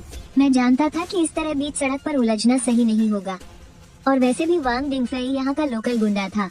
अगर मुझे उससे भिड़ना ही है तो ये जगह बिल्कुल भी ठीक नहीं थी। इसमें खुद मेरे लिए ही फजीहत खड़ी हो सकती थी। तभी मैंने हाथ हिलाकर अपने लड़कों को पीछे हटने का इशारा किया। उनके पीछे हटते ही मैंने बिना कोई और तमाशा किए वांग डिंगफेई को एक बेहद सर्द और तीखी नजर से देखा और अपने लड़कों को लेकर गाड़ी में बैठ वहां से निकल गया। ये देखकर वांग डिंगफेई ने भी राहत की सांस ली। हालांकि वो इस इलाके का दादा था, लेकिन दिन दहाड़े किसी के साथ इतनी बड़ी खूनी झड़प करना उसके लिए भी कोई फायदे का सौदा नहीं होता। हाँ, पर वांग डिंगफेई की जबान कहाँ चुप रहने वाली थी। मुझे पीछे हटते और जाते देख उसने तुरंत ताना मारा। हाँ, मुझे लगा था तू कोई बड़ी तोप है, पर तू तो बस नाम का शेर निकला। बाहर से हीरो और अंदर से जीरो। ए लौंडे, कान खोल कर सुन ले, जब तक मैं यहाँ हूँ ना, तू पूर्वी इलाके में कदम भी नहीं रख पाएगा।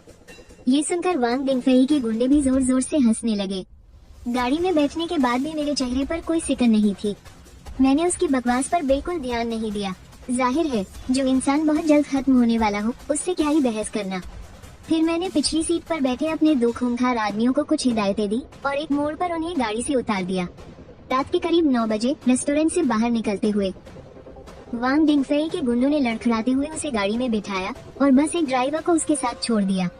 बाकी सब वापस जाकर पीने लगे और जैसे ही ड्राइवर ने वांग डिंगफेई को घर ले जाने के लिए गाड़ी स्टार्ट करनी चाहिए, ड्राइवर की तरफ वाला शीशा धड़ाम से टूटकर चकनाचूर हो गया और तभी उस टूटे हुए शीशे के सामने एक परछाई नजर आई। वांग डिंगफेई का वो आदमी पहले ही शीशा टूटने से बुरी तरह डर गया था। वो कुछ समझ पाता कि एक बड़े से हाथ ने सीधा उसकी गर्दन दबोच ली। उसे लगा जैसे दुनिया गोल गोल घूम रही हो। फिर उसे गाड़ी की खिड़की से ही बाहर खींच लिया गया और जमीन पर इतनी जोर से पटका गया कि वो वहीं बेहोश हो गया। उसी वक्त गाड़ी के पीछे भी एक और परछाई आकर खड़ी हो गई। उसने दरवाजा खोलना चाहा, पर वो अंदर से लॉक था। गुस्से में उस परछाई ने पूरी ताकत लगाई और गाड़ी का पूरा दरवाजा ही उखाड़ फेंका। दरवाजे को दूर फेंककर उसने सुअर की तरह नशे में पड़े वांग डिंगफेई को देखा और आगे खड़े आदमी की तरफ सिर हिलाया। फिर उसने वांग डिंगफेई को कॉलर से पकड़ा और दोनों उसे लेकर वहाँ से तेजी से निकल गए। इस सब में 1 मिनट भी नहीं लगा। जब उस बेहोश ड्राइवर को देखा गया, तब तक पूरा 1 घंटा बीत चुका था। वांग डिंगफेई के आदमियों ने उसे पागलों की तरह ढूंढा, पर वो कहीं नहीं मिला। हार मानकर उन्हें पुलिस बुलानी पड़ी, पर पुलिस के हाथ भी कुछ नहीं लगा। वो जगह काफी सुनसान थी और सड़क के कैमरे भी पहले ही तोड़ दिए गए थे। साफ था कि यह एक पूरी प्लानिंग के साथ किया गया किडनैप था। वांग डिंगफेई के गायब होने की खबर फैल गई। जब पुलिस ने जांच पड़ताल शुरू की तो पता चला कि वांग डिंगफेई की दुश्मनी बहुत से लोगों से थी और जाहिर है मैं भी उनके शक के घेरे में था। शहर के बाहर एक खंडहर हो चुकी फैक्ट्री में मैं अपने कुछ खास आदमियों के साथ अंदर गया। सामने ही वांग डिंगफेई नंगा पड़ा था और उसके सिर पर एक काला कपड़ा बंधा था। उसके पास वही मेरे 2 आदमी खड़े थे जिन्हें मैंने उसे उठाने भेजा था। मैंने उन दोनों की तरफ देखकर सिर हिलाया। फिर मैंने बिना कुछ बोले जमीन से लकड़ी का एक मोटा डंडा उठाया और धीरे धीरे चलकर वांग डिंगफेई के पास गया। अब तक उसका सारा नशा उतर चुका था। किसी के कदमों की आहट सुनकर वो अंदर तक खौफ से कांप उठा। वो चिल्लाना चाहता था, पर उसका मुंह बंद था, इसलिए वो बस बुरी तरह कराह रहा था। उसके ठीक सामने खड़े होकर मेरे चेहरे पर एक खौफनाक मुस्कान आ गई। दे दनादन 2-3 मिनट तक मैं उसे बेरहमी से पीटता रहा। जब मेरे हाथ दर्द करने लगे, तब जाकर मैंने उस डंडे को जमीन पर फेंका। अपने हाथ झाड़ते हुए मैं फैक्ट्री से बाहर निकला और फिर एक सिगरेट जलाकर बोला, किसी ने देखा तो नहीं?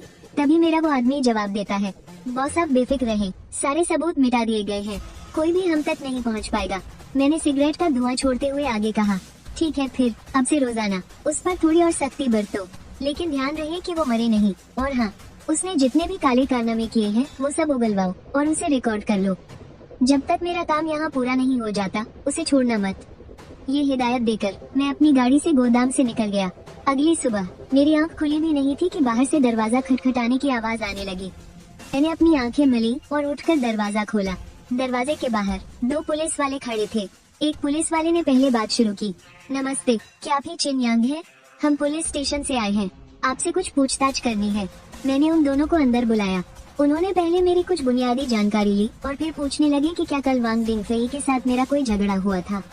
जाहिर है मैंने इस बात से इनकार नहीं किया।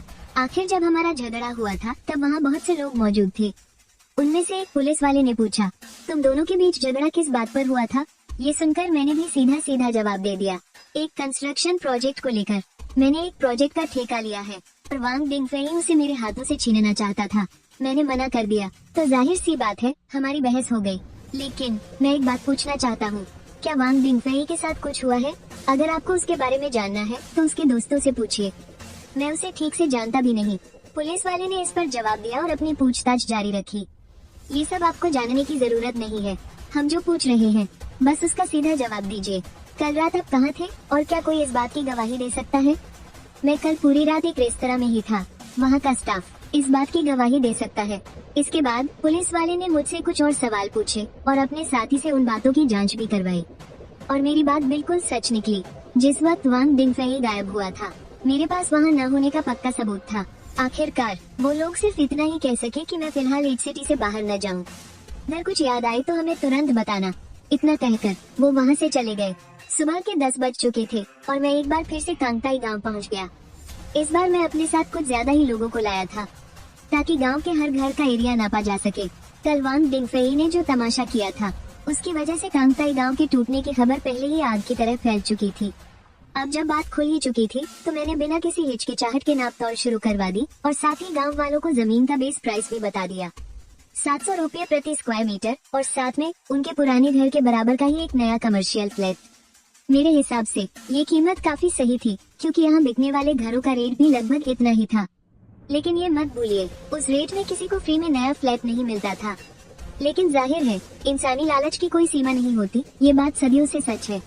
कुछ गांव वाले जब उन्होंने देखा कि उनका घर टूटने वाला है तो वो मुमांगी रकम मांगकर मुझे लूटने की फिराक में थे। लेकिन ऐसे लालची लोगों के नखरे उठाने का मेरा कोई इरादा नहीं था। मैंने सीधा उनके मुंह पर कह दिया, आज ये कॉन्ट्रैक्ट साइन करवाने मैं आया हूँ, लेकिन अगली बार वांग डिंगफेई आएगा। वांग डिंगफेई के नाम का इस तरह से इस्तेमाल करना मेरे दिमाग में अचानक ही आया था, लेकिन इसका असर इतना जबरदस्त होगा ये मैंने सोचा भी नहीं था। वांग डिंगफेई का नाम सुनते ही ज्यादातर गांव वालों ने बिना कुछ सोचे समझे चुपचाप कॉन्ट्रैक्ट पर साइन कर दिए। इससे साफ पता चलता है कि पूर्वी इलाके में वांग डिंगफेई का नाम कितना ज्यादा बदनाम था। कुछ दिनों के बाद आखिरकार मैंने कांगताई गांव के सभी लोगों से कॉन्ट्रैक्ट साइन करवा ही लिए। उसी वक्त नगर निगम ने भी घर खाली करने का आधिकारिक नोटिस जारी कर दिया।